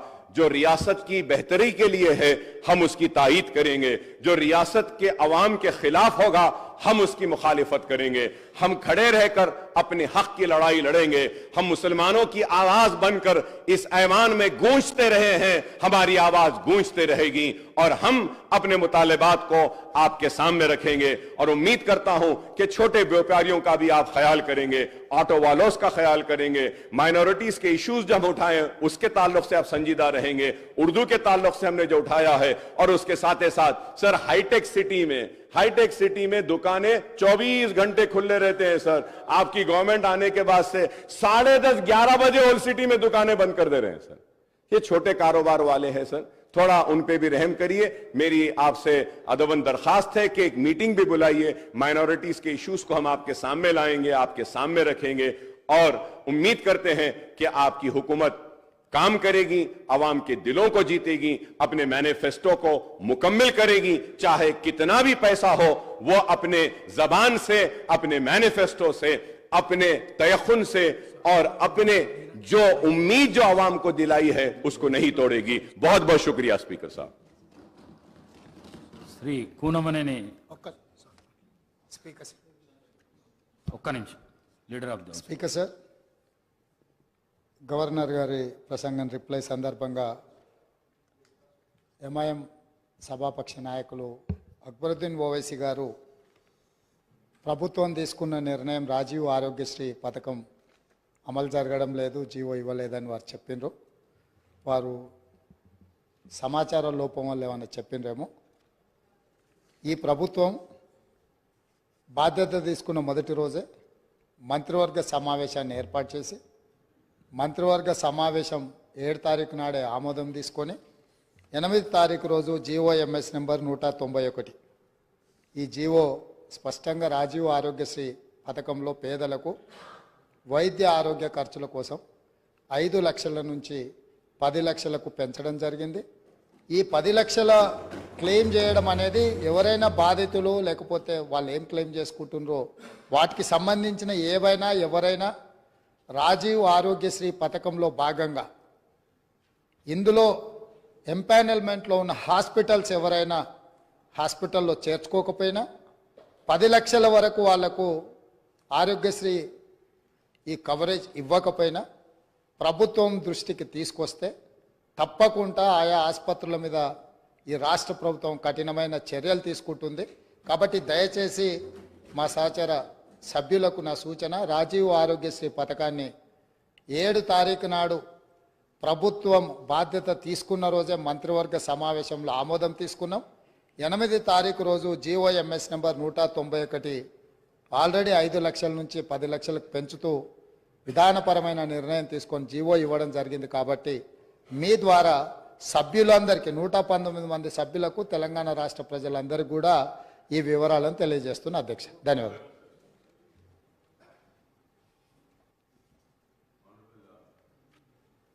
Well, Chief Minister Saab, I thank you and I welcome that the GO was issued about enhancement of Arogya Sharif to 10 lakhs rupees. लेकिन आप मेरी बात को समझिए, मैं ये बताना चाह रहा हूं कि किस तरीके से ये 10 लाख रुपया एक पेशेंट को दिया जाएगा वो तफसील अब तक नहीं आई है। सिर्फ 10 लाख का ऐलान हुआ, लेकिन आपके इस ऐलान से एक भी पेशेंट को नहीं फायदा हुआ। क्या ये 10 लाख आपका CCU में इनहैंस होगा? क्या 10 लाख कैंसर के पेशेंट को होगा? 10 लाख क्या अगर एक पेशेंट 4.5 लाख अगर अब हो गए तो नेक्स्ट एडमिशन उसको डिनाई होता था कि he has absorbed this amount, तो क्या वो फिर से आएगा? तो फिर उसको आप 5.5 का ट्रीटमेंट देंगे क्या? ये चीज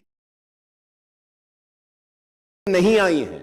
मैं ये चाहता हूं कि अगर क्लैरिटी से आ जाएगा तो वो 10 लाख का फायदा आवाम को मिलेगा।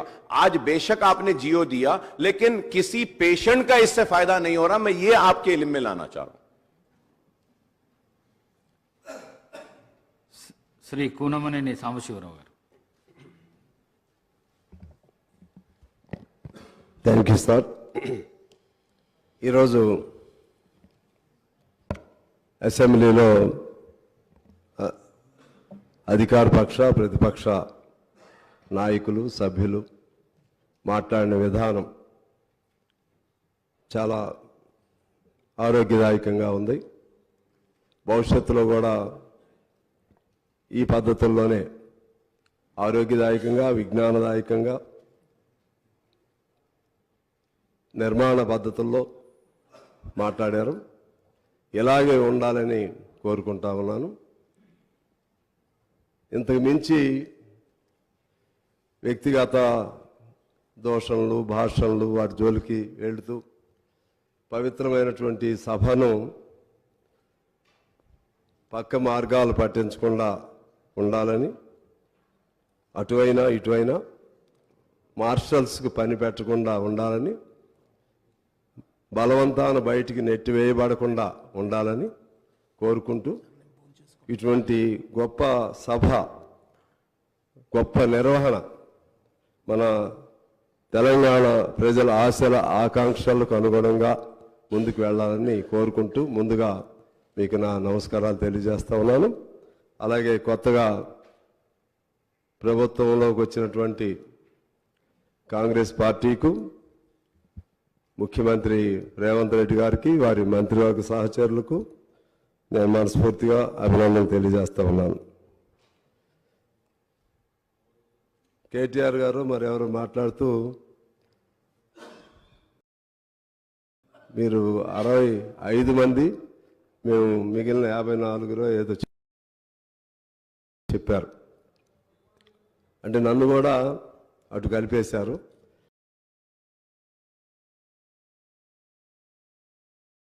ముగ్గురు కలిపేసుకున్నారు. MIM, BJP,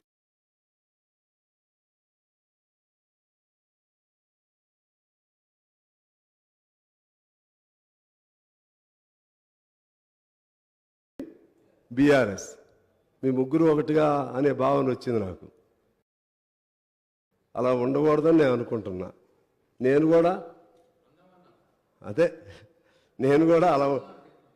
అలా ఉండకూడదని నేను అనుకుంటున్నా. నేను కమ్యూనిస్ట్ పార్టీ ఆఫ్ కోర్స్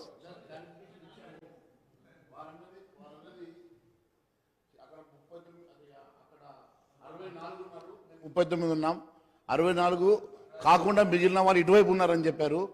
ఎప్పుడు కూడా భారతీయ జనతా పార్టీ ఏ ఒక్కరితోటి కూడా కలిసి పనిచేసే సమస్య లేదు. మేము కన్స్ట్రక్టివ్ అపోజిషన్గా పార్టీ సిద్ధాంతాలు అనుగుణంగా పనిచేస్తాం. ఖచ్చితంగా ఈ ప్రభుత్వం తీసుకునేటువంటి మంచి సంక్షేమ కార్యక్రమాలకు మద్దతు ఇస్తాం. ప్రజా వ్యతిరేక కార్యక్రమాలకు మేము ఎప్పటికప్పుడు ఎండగడతామని తెలియజేస్తున్నాం సార్. సిద్ధాంతాలు వేరైనా కలిసి ఉండటం మంచిది. అందరం కలిసి నిర్మాణపరంగా చర్చించుకోవటం మంచిది. అలాగే ముఖ్యంగా ఇదే పద్ధతి కొనసాగాలంటే అసెంబ్లీని కూడా ఎక్కువ రోజులు నడిపే విధంగా అధికార పక్షం శ్రద్ధ పెట్టాలి, ప్రతిపక్షం సహకరించాలి. మీకు గత అసెంబ్లీది అంటే జరిగిపోయినటువంటి 5 ఏళ్ల లెక్కలు చెప్తే 2019లో కేవలం 19 రోజులు మాత్రమే అసెంబ్లీ నడిచింది. 2020లో కేవలం 17 రోజులు మాత్రమే అసెంబ్లీ నడిచింది. 2021లో 16 రోజులు, 22లో 10 రోజులు, 23లో 11 రోజులు మాత్రమే అసెంబ్లీ నడవటం జరిగింది.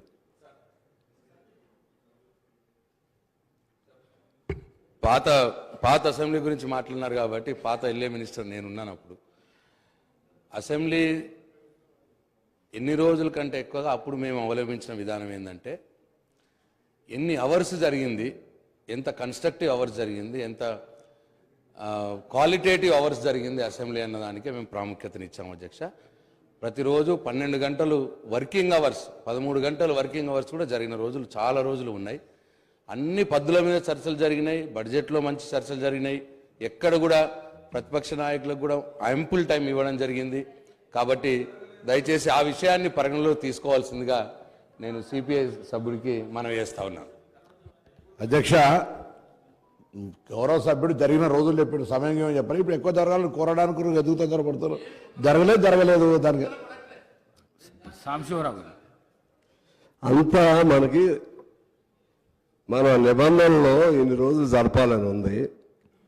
దాన్ని కాదని మొత్తాన్ని కలిపి 10 రోజుల్లో జరిపేద్దామంటే అది క్వాలిటేటివ్ డిస్కషన్గా ఉండదు. సరే పోనీ సాంప్రదాయం, అది క్వాలిటేటివ్ డిస్కషన్ అవ్వదు. అందువలన క్వాలిటేటివ్ డిస్కషన్ జరగాలంటే పాత సాంప్రదాయాలకు అనుగుణంగా జరపవలసిన అవసరం ఉంది. అలాగే చర్చలు కూడా ఇదే పద్ధతిలో జరపాలని నేను కోరుతా ఉన్నాను. ముఖ్యంగా ఈ బడ్జెట్ లేకపోతే ఇటువంటి అంశాలపైన అంతా గెలిటెన్ అనేది మనకి అదొక సాంప్రదాయం అయిపోయింది. ఒక్క రోజులోనే మీరు చెప్పారు మా మిత్రులు ప్రశాంత్ గారు, నాకు తెలిసి గత సమావేశంలో టోటల్ బడ్జెట్ పద్దులు అంతా ఒక్క రోజులోనే పూర్తయిపోయినాయి. ఆ విధంగా అయితే okay sir, if I'm wrong I myself will be corrected.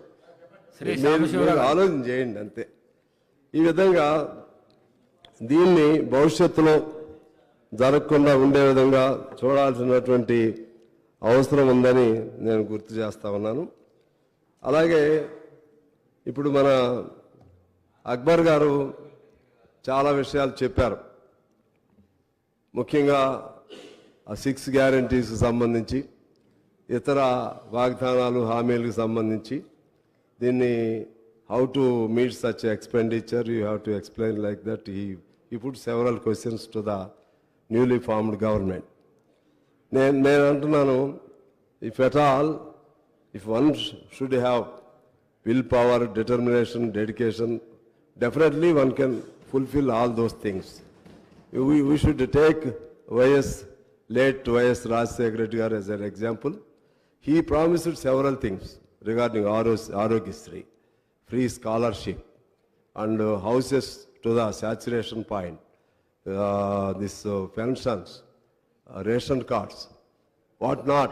He promised several projects, several things, but ultimately he could achieve. ఆ విధంగా ఎవరు ఊహించాల ఏది మన జల యజ్ఞం, మరి ఎట్లా వచ్చింది డబ్బులు, ఎలా సాధించారు డబ్బులు. అందుకని provided if one should have such willpower and plan of action and commitment and determination towards the cause, definitely you can achieve. I hope that you will achieve whatever promises you made in the poll manifesto or something like that. దీని తోడు మన అప్పుడున్నటువంటి దివంగత రాజీవ్ గాంధీ గారు చెప్పింది కూడా నేను గుర్తు చేస్తాను. డబ్బు అనేది ఇవాళ పెద్ద సమస్య కాదు నాకు తెలిసి. ఆ డబ్బుని ఎంత మేరకు సద్వినియోగం పరుస్తున్నారనేది సమస్య. ఆనాడే రాజీవ్ గాంధీ గారు రూపాయిలో కేవలం పావలా మాత్రమే ఏ ప్రాజెక్టులకు ఉద్దేశించారో అది ఖర్చు పెడుతున్నారని చెప్పి ఆనాడు చెప్పారు. ఇప్పుడు ఆ పావలా కూడా ఉందేమో నేను అనుకోవట్లేదు, ఉందని నేను అనుకోవట్లేదు. మనం ₹1,00,000 1,00,000 ఒక ప్రాజెక్టు పెడితే దానిలో 10,000 కోట్లు మాత్రమే ఆ ప్రాజెక్టులకి నిజమైన రూపంలో ఖర్చు అవుతుంది. మిగిలిందంతా ఎట్లా పోతున్నాయో తెలియదు, ఏ రూపంలో పోతుందో తెలియదు. దాన్ని మీరు కంట్రోల్ చేయగలిగితే కొత్త ప్రభుత్వంగా డబ్బు అనేది పెద్ద సమస్య కాదనేది నా భావన. అలాగే సెంట్రల్ గవర్నమెంట్ నుంచి మనకు చాలా నిధులు రావాల్సి ఉన్నాయి. చాలా నిధులు గత 5 ఏళ్లలో కానీ లేకపోతే అంతకుముందు 5 ఏళ్లలో కానీ తెలంగాణ ఫామ్ అయిన తర్వాత చాలా నిధులు రావాలి. ఫైనాన్స్ కమిషన్ సూచించినవి కానీ లేకపోతే ఫైనాన్స్ మేనేజ్మెంట్ని ఎఫెక్టివ్గా నడిపినందుకు ఇవ్వాల్సినటువంటి గవర్నమెంట్కి ఇవ్వాల్సినటువంటి నిధులు కానీ అవన్నీ కూడా రాలేదు. అవన్నీ కూడా మనం తీసుకుంటే ఒక 60-70 వేల కోట్లు సెంట్రల్ గవర్నమెంట్ నుంచి డ్యూ ఉంది. ఆ వైపు కూడా కాన్సన్ట్రేట్ చేస్తే ఆ ఫండ్స్ కూడా మనకి వస్తాయి. అలా మనం అన్ని రకాలుగా ప్లాన్ చేసుకుని సెంట్రల్ గవర్నమెంట్ ప్లాన్ కూడా తీసుకుంటే ఖచ్చితంగా వస్తుందని ఆ పథకాలు అమలు చేయొచ్చని నేను భావిస్తూ ఉన్నాను. తర్వాత ముఖ్యంగా there is a saying that well began is half done. I think he started on positive foot, our Chief Minister and government. Within the swearing-in ceremony, within the 24 hours of swearing-in ceremony, he signed 2 files. ఒకటి ఆరోగ్యశ్రీ, ఇంకోటి మహాలక్ష్మి. దానిలో సరే ఇంకా కొన్ని ఉండొచ్చు. తర్వాత ఇంకోటి కూడా వాళ్ళు ఒక ప్రకటన కూడా చేశారు. ఫైల్పై సంతకం కూడా as per my knowledge is concern 6 హామీలకు కూడా చట్టబద్ధత తీసుకురావడానికి ఒక ఫైల్ పై కూడా సంతకం చేశారు. ఇంకా 100 రోజులు టైం ఉంది దానికి. ఈ లోపు I think again you will call assembly meeting and in that meeting what ever plan you have in mind just you will put forth for voting. I hope that within the coming 100 days ఆ 6 guarantees కూడా లీగలైజ్డ్గా చట్టబద్ధత వస్తుందని చెప్పి నేను భావిస్తున్నాను. ఆ విధంగా కూడా చేయాలని నేను కోరుతా ఉన్నాను. అలాగే ఇప్పుడు ఈ కొత్త ప్రభుత్వం ఎక్కువ కాలం మంచిగా పనిచేయాలని నేను కోరుకుంటా ఉన్నాను. ఏ ప్రభుత్వాన్ని కోరుకుంటాం. టీఆర్ఎస్ ఉన్నప్పుడు టీఆర్ఎస్ని కూడా కోరుకున్నాం, ఇప్పుడు కాంగ్రెస్ ఉన్నప్పుడు కాంగ్రెస్ని కూడా కోరుకుంటాం. ప్రభుత్వం అనేది it is a continuous process, continuous governance. వాళ్ళు చేసిన మంచి పనులు ఉంటాయి, దాన్ని మీరు కొనసాగించాలి. వాళ్ళు చేయలేనటువంటి పనులు ఏమన్నా, మంచి పనులు చేయలేకపోతే వాటిని మీరు టేకప్ చేయాలి. వాళ్ళు చేసినటువంటి తప్పులు ఏమన్నాయో అది మీరు అర్థం చేసుకోవాలి. ఆ తప్పుల్ని చేయకుండా మీరు ముందుకు వెళ్లాల్సిన అవసరం ఉంది.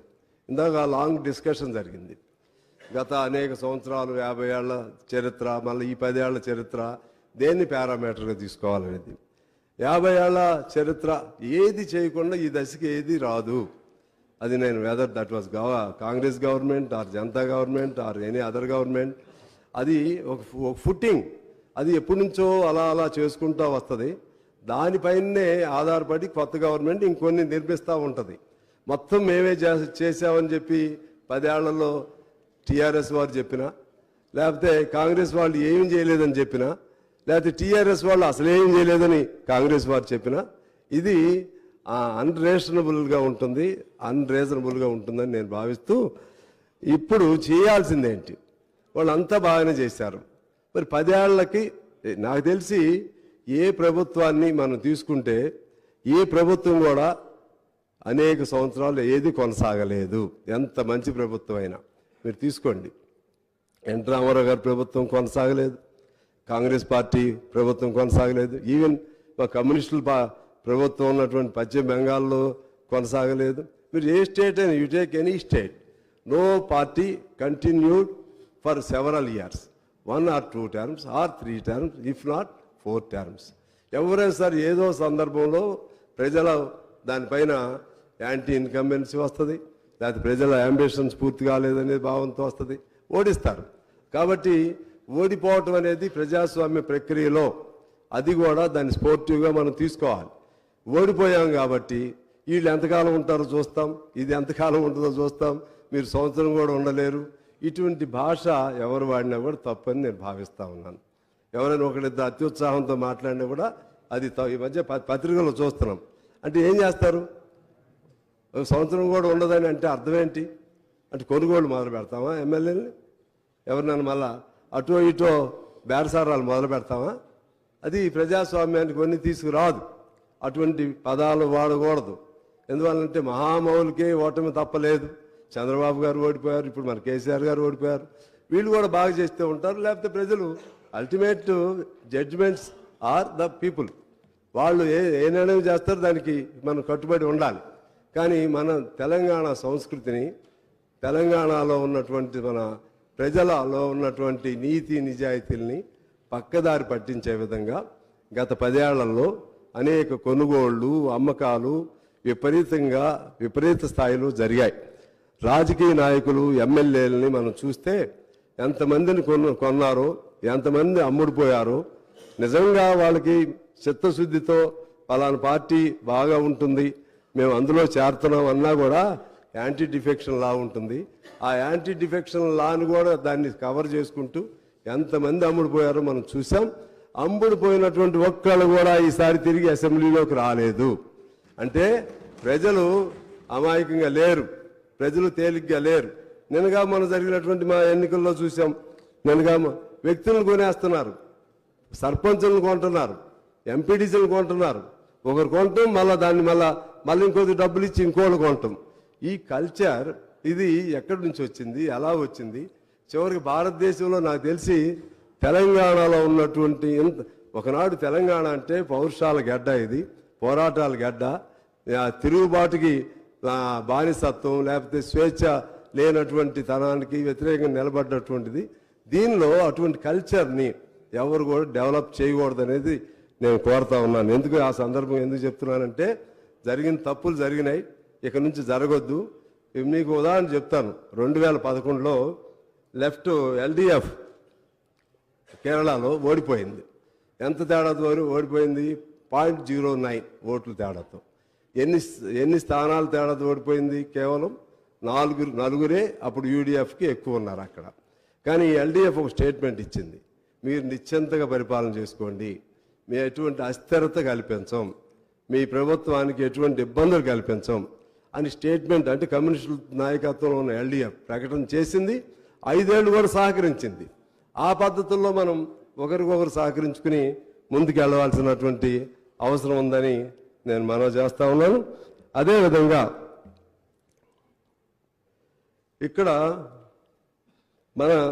ఇక్కడ జరిగినటువంటి ముఖ్యంగా ఈ కొత్త ప్రభుత్వం కొన్ని పాత వాటి నుంచి అనుభవాలు తీసుకోవాలి.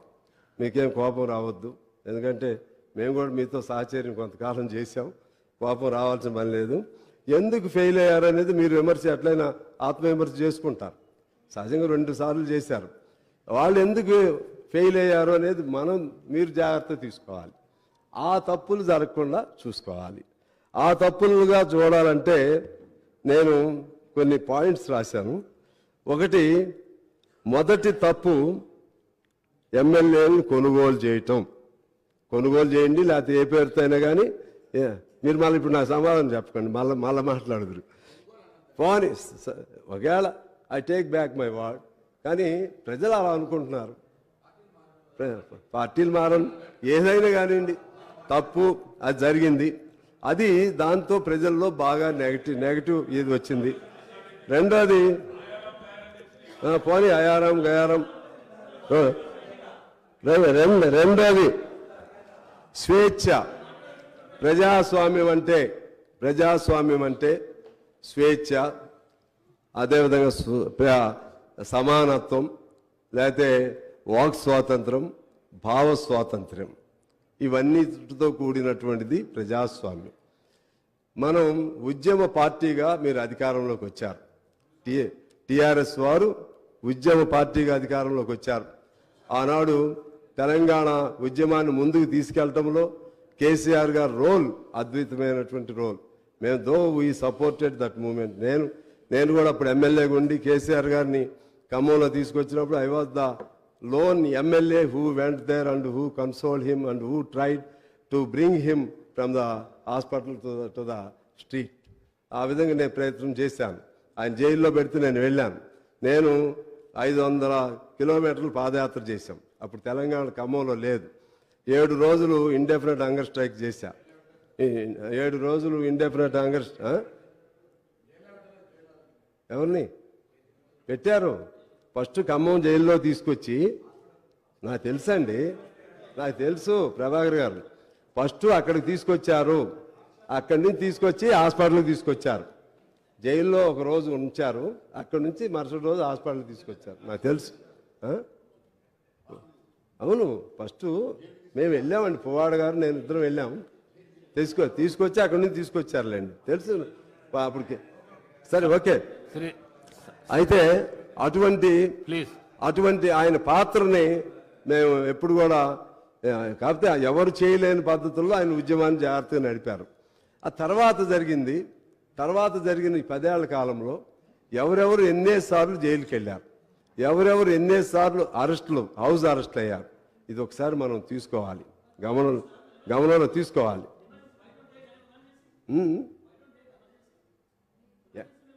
ఆ తప్పులే మీరు చేస్తారా? ఎమర్జెన్సీ నేను మీకు చెప్తున్నా, నేను మీతోనే మాట్లాడతాను. I will straightly talk to you sir. ఎమర్జెన్సీలో తప్పులు చేస్తే ఆ తప్పులు మనం చేయాలా? అప్పుడు ఏం తప్పులు చేస్తారో ఆ తప్పులు మనం చేస్తామా?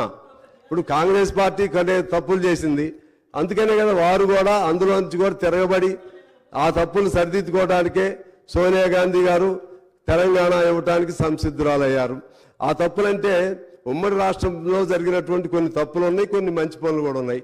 మనం అవి చేయొద్దు కదా. ఇప్పుడు కూడా నేనేం చెప్తున్నానంటే, అవి వీళ్ళని చేయొద్దని చెప్పడానికి సూచనగా, సలహాలుగా నేను చెప్తున్నాను. ఎందువల్లంటే సార్, మీరు అంగీకరించకపోతే నేనేం చేయలేను. నేను వ్యక్తిగతంగా ఏం మాట్లాడట్లేదు. కోదండరావు గారిని ఎన్నిసార్లు హౌస్ అరెస్ట్ చేశారు చెప్పండి?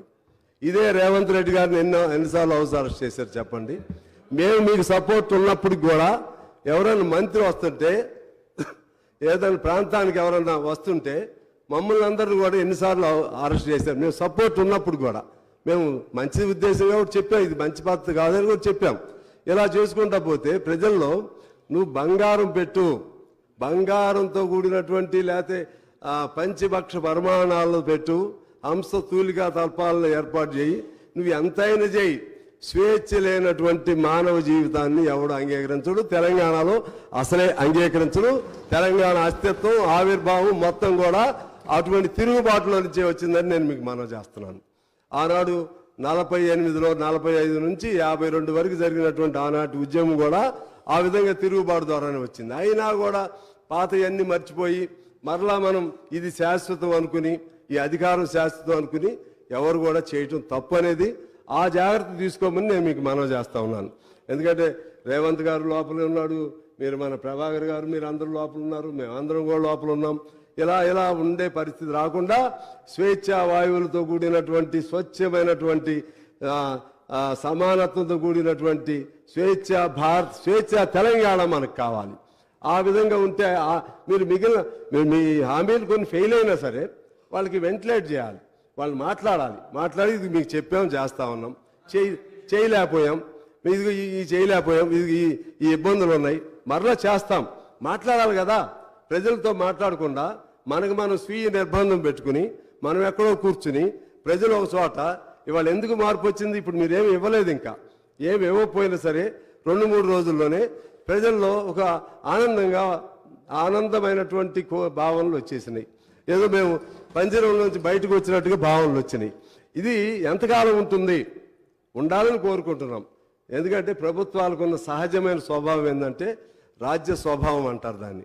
ఆ రాజ్య స్వభావం ఏంటంటే అల్టిమేట్గా పోలీసుల మీద ఆధారపడతారు, పోలీసుల మీద నిర్బంధాల మీద ఆధారపడతారు, జైళ్ళ మీద ఆధారపడతారు, ప్రశ్నించేవాడిని లోపలేస్తారు, ఇంకా ఎక్కువ ప్రశ్నిస్తే ఒప్పాలని చట్టాలు పెడతారు. చట్టాలు పెట్టకూడదని తెలిసి కూడా మనమే ఉద్యమాల్లో చేస్తాం, మనమే ఆందోళన చేస్తాం. ప్రతిపక్షంలో ఉన్నప్పుడు అధికార పక్షంలోకి వచ్చినప్పుడు అవన్నీ మర్చిపోతూ ఉంటాం. దయచేసి అటువంటి వాటి జోలికి వెళ్ళొద్దని చెప్పడానికే నేను మీకు ఇవన్నీ కూడా చెప్తానే ఉన్నాను. అదేవిధంగా ధర్నాలు లేవు ఆ రోజుల్లో, అసెంబ్లీలో మాట్లాడే అవకాశం లేదు, ఆందోళనలు లేవు, సమ్మెలు చేస్తే ఉద్యోగాల నుంచి తీసివేశారు. ఒక్కో సమ్మె తీసుకోండి, చిన్న చిన్న వాళ్ళు, ఎస్సీలు, ఎస్టీలు, పంచాయతీల్లో పనిచేసేవాళ్ళు, మున్సిపాలిటీలో పనిచేసేవాళ్ళు, వాళ్ళని సమ్మె చేశారని చెప్పి మీరు సమ్మె చేస్తారా? సమ్మె అనేది బ్రిటిష్ వాడే మనకి ఇచ్చినటువంటి చట్టం. బ్రిటిష్ వాళ్ళ కాలంలోనే సమ్మెలు చేసేసాం, వాళ్ళని తీసేశారు. అది కరెక్ట్ కాదు అని చెప్తున్నాం మేము అప్పుడు చెప్పాం, ఇప్పుడు చెప్పాం, రేపైనా చెప్తాం, మీకైనా చెప్తాం, ఎవరికైనా చెప్తాం. మా బాధ్యత అది, మా బాధ్యత. ఇవాళ మీ సపోర్ట్తో నేను గెలిచినా, కాంగ్రెస్ పొత్తులో గెలిచినా సరే ఇటువంటి ఇబ్బందులు వచ్చినప్పుడు ఖచ్చితంగా చెప్తాం. చెప్పడం మీకు మంచిది, ఎవరికైనా మంచిది. అందువలన మీరు కూడా తప్పుగా తీసుకోవద్దని నేను కోరుతా ఉన్నాను. జరిగినాయా లేదో ఒకసారి మీరే చూసుకోండి. ఓపాలాంటి చట్టాలు కేంద్రం ఇక్కడ ఎందుకు పెట్టాలి? మనం ఎన్ని ఆర్గనైజేషన్స్ మీద బ్యాన్ పెట్టారు చెప్పండి? పౌర హక్కుల పైన బ్యాన్ పెడతారు, అది కేంద్ర ప్రభుత్వం చట్టం. కానీ అమలు చేయాల్సింది మనం. దాన్ని అమలు చేయొద్దు అనుకుంటే చేయకూడదు. నాకు చట్టం తెలుసు, నాకు I know the law. Even central government decided to put any case against any person. It is the discrimination of the state government to follow it or not. ఇది మీ పరిధిలో ఉంది. మీరు ఎన్నిటిని బ్యాన్ చేస్తారండి? 26 ఆర్గనైజేషన్స్ బ్యాన్ చేశారు. అని మాట్లాడొద్దా? ఏం చేయొద్దా? తీసేయాలి. ఓపా చట్టం ఫైట్ చేయాలి వాళ్ళు కూడా. నేను అంటున్నా ఓపా మీద నేను వాళ్ళకే చెప్తున్నా. మీరేనండి ఎటు చూడాలో నేను చూస్తాను, ఆగండి. ఇక్కడ చెప్పండి. నేను అనేది ఏంటంటే మీ అల్టిమేట్ మీ వైపే చూస్తాను. వీళ్ళు డైవర్ట్ చేస్తున్నారు. నేను అనేది ఏంటంటే అటు కేంద్రంలో డ్రెకానియన్ లాస్ ఏదైనా ఉన్నా సరే అమలు చేయకపోవటం అనేది మన ప్రెరోగేటివ్, అది మన పరిధిలో ఉండాలి. అది జాగ్రత్తగా ఉండమని చెప్పి నేను మీ అందరికీ కూడా మనవి చేస్తా ఉన్నాను. అదే పద్ధతుల్లో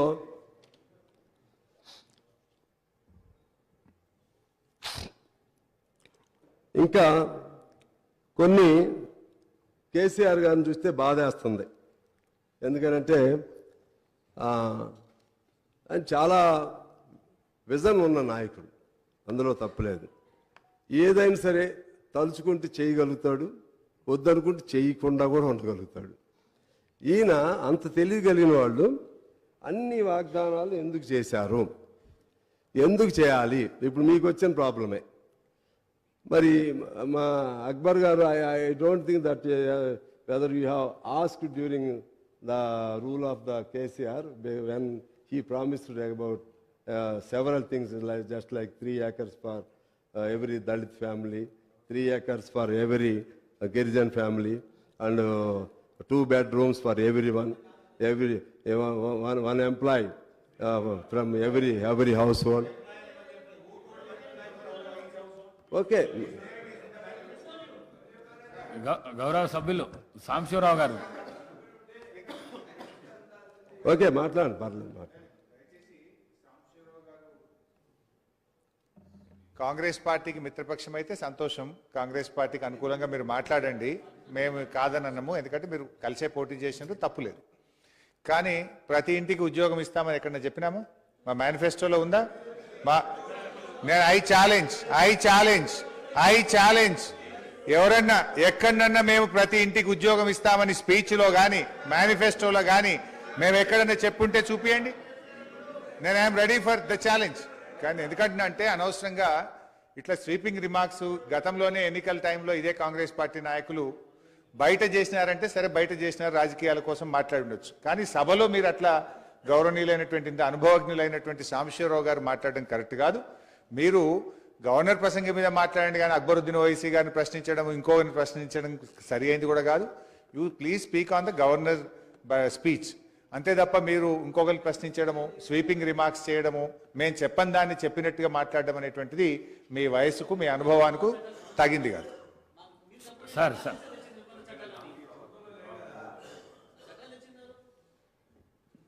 My learned friend had just asked me a question whether I have raised the issue about the land to be given. Honorable, my dear friend is not there. Sridhar Babu and Bhatti Vikrama. Madam is there. Sitaka is here. They are witnessed. I have raised this issue not only in this house, sir. I have also spoken in the Public Accounts Committee where I was the chairman of that. In that also we have raised the same question and replies was given. I have the documental evidence also. I have told before and repeating once again that we have played a constructive role and we will continue playing the constructive opposition role, sir. I have no such doubt because always you will be on constructive side. But just I wanted to know that whether you have raised it or not. So anyway, so all these things are related to the government speech only, Mr. Brother Harish. All whatever we have spoken here, everybody spoke something. Everybody spoke something. దీనిలో ఈ budget అదే మన governor speech కి సంబంధించి అన్ని వచ్చినాయి governor నేను ఇంకా మీకు చెప్పాలంటే అంటే అదే మీకు వచ్చిన ప్రాబ్లం. అందుకే మమ్మల్ని అణచేయండి, మా వాయిస్ కూడా అణచేయండి. ఏం చెప్తున్నారు మీరు వినిపించుకోకపోతే ఎలా? సార్ దయచేసి మేమేం చెప్తున్నామో వాళ్ళు అర్థం చేసుకోవట్లా. మేమేం చెప్తున్నాం, మమ్మల్ని మీరు ఏం చేయలేరండి, బయటకు పంపిస్తారు. పంపిండి మాట్లాడి వెళ్ళిపోమంటే వెళ్ళిపోతాం. ఎందుకంటే మీకు నాకు ఘర్షణ కాదు కదా, మీరేం అర్థం చేసుకోకుండా మాట్లాడితే ఎలా?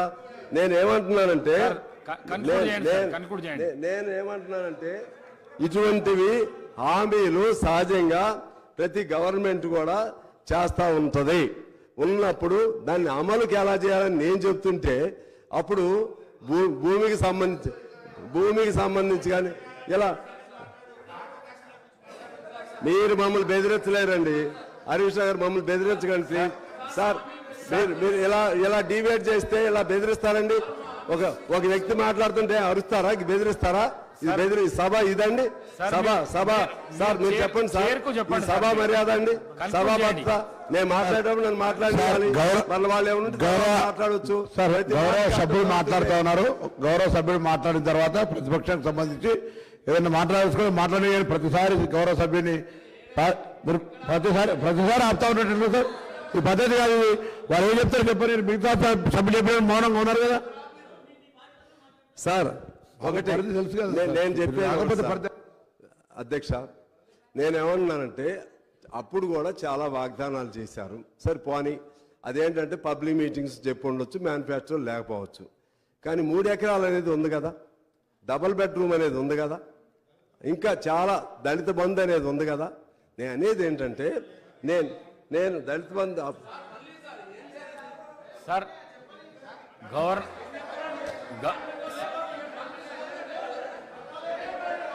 ప్రశాంత్ రెడ్డి గారు ప్లీజ్ సార్ నన్ను కంటిన్యూ చేయండి సార్. అసహనం ఎందుకు అధ్యక్ష? మైక్ మీద ఎందుకు పోవు?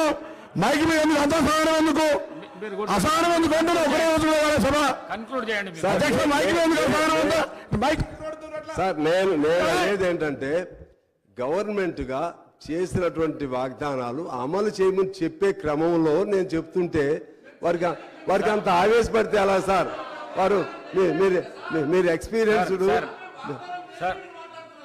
దళిత బంధు కూడా చేయలేదండి.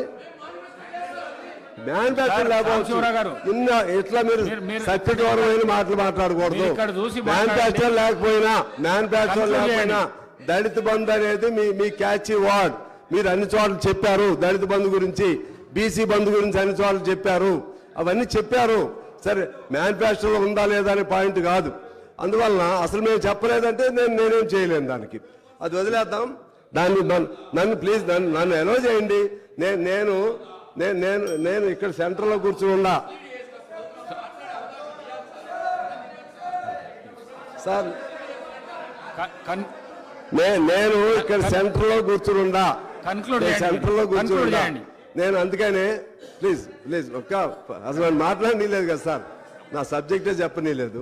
నేను మంచి సదుద్దేశంతో సభను ఎలా ముందుకు తీసుకెళ్ళాలి, ప్రభుత్వాలు ఎలా ఉండాలి అవేగా నేను చెప్తుంది. మీరు వినకుండా నేనేం చెప్పాలి? మీరు వినకుండా మీరు ఇప్పుడు అక్బర్ గారు విన్నారు నేను చెప్పింది, విన్నారు. ఆయన ఈ సెట్ ఓకే, మీరేమో అసలు వింటలేదు. నేను కాంగ్రెస్తో స్నేహం లేకపోతే ఇంకోటితో ఎవరితో స్నేహం అని నేను ముందే చెప్పా. ఇక్కడ కూర్చున్నప్పుడు శాసనసభ్యునిగా మాట్లాడతాను, ఒక సబ్జెక్ట్ పరంగా మాట్లాడతాను. అంతేగాని ఇప్పుడు నేను దాంతో స్నేహం పెట్టుకున్నానని మిమ్మల్ని వ్యక్తిగతంగా నేను విమర్శ పెట్టానా?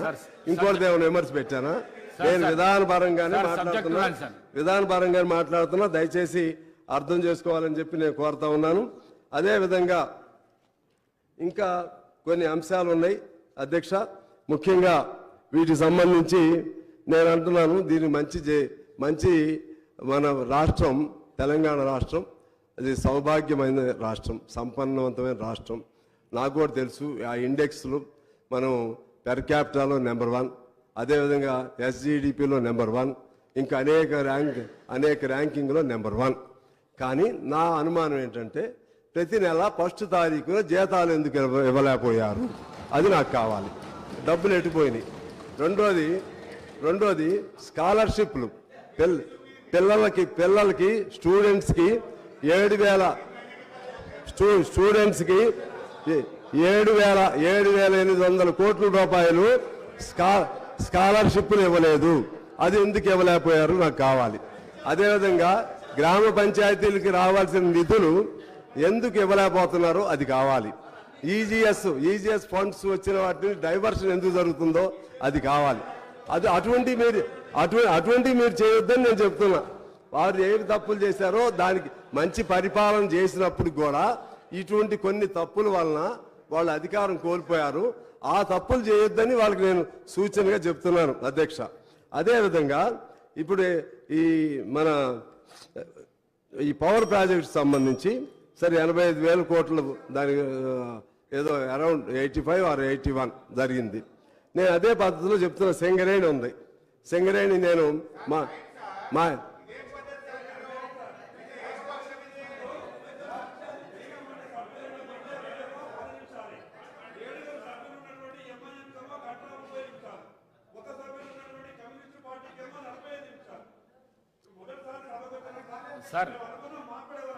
సార్ సాంశివరావు గారు సార్ ఎందుకు సార్ నేను ఒక్కనే కదా, నా మీద ఎందుకు మీకు అంత కోపం? ఎందుకు నా మీద ఎందుకు అంత కోపం? మాట్లాడి సార్ ఓకే, నన్ను అది మాట్లాడలేదు. మా మిత్రులు, మా మాజీ మిత్రులు, ప్రస్తుత మిత్రులు, భవిష్యత్ మిత్రులు నన్ను అసలు మాట్లాడినారు. ఓకే సరే, బ్రీఫ్గా just I will conclude with in short time. సరే, ఒకటి సింగరేణికి సంబంధించి దాదాపు 40,000-50,000 కోట్లు డైవర్ట్ అయింది. సింగరేణి ఫండ్స్ని ఎక్కడెక్కడో తీసుకెళ్లి పెడుతున్నారు. దాన్ని మీ దృష్టికి తీసుకుని వస్తున్నాను. అదే పద్ధతుల్లో ఇప్పుడు మిమ్మల్ని కోరేది ఏంటంటే ఈ అవుట్ సోర్సింగ్ అలాగే కాంట్రాక్ట్ కార్మికుల వ్యవస్థ లేకుండా చేస్తామని చెప్పారు. దయచేసి కొత్త గవర్నమెంట్ దానిపైన ఆలోచన చేసి అటువంటి ఆ వ్యవస్థని రద్దు చేయటానికి నాకు తెలిసి మన C&MD గారితో గౌరవ ఉప ముఖ్యమంత్రి గారు ఆయన C&MD గారు సింగరేణితో మాట్లాడితే వేతనాలు పెరుగుతున్నాయి కాబట్టి మేము అవుట్ సోర్సింగ్ పెడుతున్నామని చెప్పారని నాకు తెలిసింది. వేతనాలు పెరుగుతున్నాయని కోరు మెటీరియల్ని అసలు ఎప్పుడు కూడా లోపల కోళ్ళు తీసే దానిలో ప్రైవేట్ వాళ్ళని అవుట్ సోర్సింగ్ వాళ్ళని పెట్టకూడదు. ఇవాళ కేవలం లాభాల కోసం సింగరేణిని ఆ విధంగా ఒకనాడు 130,000 మంది, తెలంగాణ వచ్చినప్పుడు 60,000 మంది, ఇవాళ 30,000 మంది దిగిపోయారు. మన ఆంధ్రప్రదేశ్లో లేకపోతే ప్రస్తుత తెలంగాణలో లేకపోతే మొత్తం సదరన్ స్టేట్స్లోనే ఒక గొప్ప ప్రాజెక్టు ఏదైనా ఉంటే సింగరేణి, దాన్ని పరిరక్షించుకోవడానికి ఈ కొత్త ప్రభుత్వం ప్రాధాన్యత ఇవ్వాలని చెప్పి నేను కోరుతా ఉన్నాను. అలాగే ఇవాళ ఆశ, ఏఎన్ఎం, మధ్యాహ్న వర్కర్లు, హమాలీలు, ఆటోలు, ఇప్పుడు ఆటోలు కూడా వాళ్ళు ఏదో యాడ్ స్టేషన్లో వస్తున్నారు, వాళ్ళ కన్సర్న్ కూడా వినాలి, వాళ్ళది కూడా వాళ్ళ సమస్యలు కూడా పరిష్కారం చేయడానికి ప్రయత్నం చేయాలని కోరుతున్నాను. నిరుద్యోగులకు సంబంధించి ఇవాళ నోటిఫికేషన్ వస్తుంది. ఆ నోటిఫికేషన్లో అప్పుడు సంవత్సరం క్రితం ఇచ్చిన నోటిఫికేషన్ ఇప్పుడు కొత్తగా చాలా మంది కూడా అప్లై చేసుకుంటున్నారు, మళ్ళీ ఎలిజిబిలిటీ వచ్చిన వాళ్ళు ఉన్నారు, వాళ్ళకు కూడా ఇచ్చి వాళ్ళకు కూడా అవకాశం ఇవ్వాలని చెప్పి నేను కోరుతా ఉన్నాను. నిరుద్యోగ వృత్తిది కూడా మీరు ఆలోచన చేసి ఇక ఆ ఉద్యోగాలు దొరకనటువంటి వాళ్ళకి ఏదైనా అవకాశం ఇవ్వాలని నేను కోరుతా ఉన్నాను. ఆగిపోయినటువంటి పెన్షన్లు, రేషన్ కార్డులని తక్షణం స్టార్ట్ చేయాలని చెప్పి నేను కోరుతా ఉన్నాను. అలాగే వైద్యానికి సంబంధించి ప్రతి జిల్లా హెడ్ క్వార్టర్లో కూడా డయాలసిస్ సెంటర్స్ లేవు. ఆ విధంగా డయాలసిస్ సెంటర్లు ఉండే విధంగా ప్లాన్ చేయాలని చెప్పి నేను కోరుతున్నాను. మన రైతులకు ఇచ్చేటువంటి రైతు బంధు కానీ ఇటువంటి అంశాల్లో కౌలు రైతులను కూడా ఖచ్చితంగా మీరు పరిగణలో తీసుకోవాలి. కౌలు రైతులకు కూడా రైతులకు ఏమేమి బెనిఫిట్స్ వస్తున్నాయో అవన్నీ కూడా రైతులకు కూడా ఇవ్వాలని, ధరణిని మార్పులు చేయాలని చెప్పి కోరుతూ, అదేవిధంగా ప్రతి జిల్లా కేంద్రంలో ఒక ఐటీ హబ్ లేకపోతే ఇండస్ట్రియల్ పార్క్ ఇటువంటి ప్రతి జిల్లా, ఇప్పుడు ఎందుకంటే మొత్తం సెంట్రలైజ్డ్గా డెవలప్మెంట్ జరుగుతుంది హైదరాబాద్లో, అది జిల్లాలకు కూడా కొంచెం ఎక్స్టెండ్ అయితే బాగుంటుంది. డీసెంట్రలైజ్డ్ డెవలప్మెంట్ ఉంటే బాగుంటుంది. ఆ వైపు కూడా మీరు జాగ్రత్త పడాలని చెప్పి నేను కోరుతూ, అమాలీలు ఇటువంటి అసంఘటిత రంగానికి సంబంధించి ఉద్యోగస్తులకు ఎలా నెలసరి పెన్షన్ వస్తుందో ఆ సిస్టమ్ ఒకటి ఉంది. మాకు అవకాశం ఇస్తే ఒకసారి మీరు మేము కలిసి కూర్చుని ప్రతి అసంఘటిత రంగంలో పనిచేసి ప్రతి ఒక్కరికి కూడా ఈ 2000, 3000 పెన్షన్ కాకుండా వాళ్ళ పనికి తగ్గటువంటి పెన్షన్ వచ్చే పద్ధతుల్లో ఒక ప్లాన్ చేసుకుంటే మీరు చరిత్రలో మిగిలిపోతారని చెప్పి భావిస్తూ, ఆఖరిగా ఈ ఇరిగేషన్ ప్రాజెక్టులకు సంబంధించి మన ఈ దక్షిణ తెలంగాణ పూర్తిగా నిర్లక్ష్యం చేయబడింది. అందులో భాగంగా మా ఖమ్మం జిల్లాకు సంబంధించి సీతారాం ప్రాజెక్టు దానికి 2005లో అప్పుడు రాజశేఖర రెడ్డి గారు శంకుస్థాపన చేశారు. ఇప్పుడు 2003లోకి వచ్చాం, 18 ఏళ్ళు అయింది. ఇప్పుడు అది పూర్తి అయ్యేట్టు కనపట్లేదు. మొన్న జరిగినటువంటి ఒక అధికారులతో కూడినటువంటి సమీక్ష సమావేశంలో మంత్రి గారు, మన ఉత్తమకుమారెడ్డి గారు, బట్టి గారు, శ్రీనివాసరెడ్డి గారు, రాజగోపాల్ రెడ్డి గారు, కోమటిరెడ్డి వెంకటరెడ్డి గారు అందరూ ఉన్నారు, నేను కూడా వెళ్ళాను. దానిలో వారు చెప్పింది ఏంటంటే ఇంకా 24 నెలల నుంచి 30 నెలలు పడుతుందని చెప్తున్నారు ఒక్కో ప్రాజెక్టుకి. అంటే ఇంకా 5 ఏళ్ళు అయినా కూడా అది పూర్తి కాదు. అందువలన ఆ విధంగా ఆగిపోయినటువంటి ప్రాజెక్టులు ఏమేమి ఉన్నాయో ఫేజ్డ్ మేనర్గా దాన్ని పూర్తి చేసుకుంటూ వాటర్ ఇస్తే కొంత అయినా ఉపయోగం జరుగుతుంది. అలాగే ఇప్పుడు మన నెట్టింబాడు, జోరాల, కలవకుర్తి ఇటువంటి కొద్ది ఖర్చు పెడితే అవన్నీ కూడా పూర్తి అవుతాయి. ఆ విధంగా వాటిపైన కూడా శ్రద్ధ పెట్టాలని కోరుతూ, నాకు ఈ అవకాశం ఇచ్చినందుకు మీకు ధన్యవాదాలు తెలియజేస్తూ, సహకరించిన మా మిత్రులకు కూడా ధన్యవాదాలు తెలియజేస్తూ అందరికీ నమస్కారం. Tea break for 15 minutes.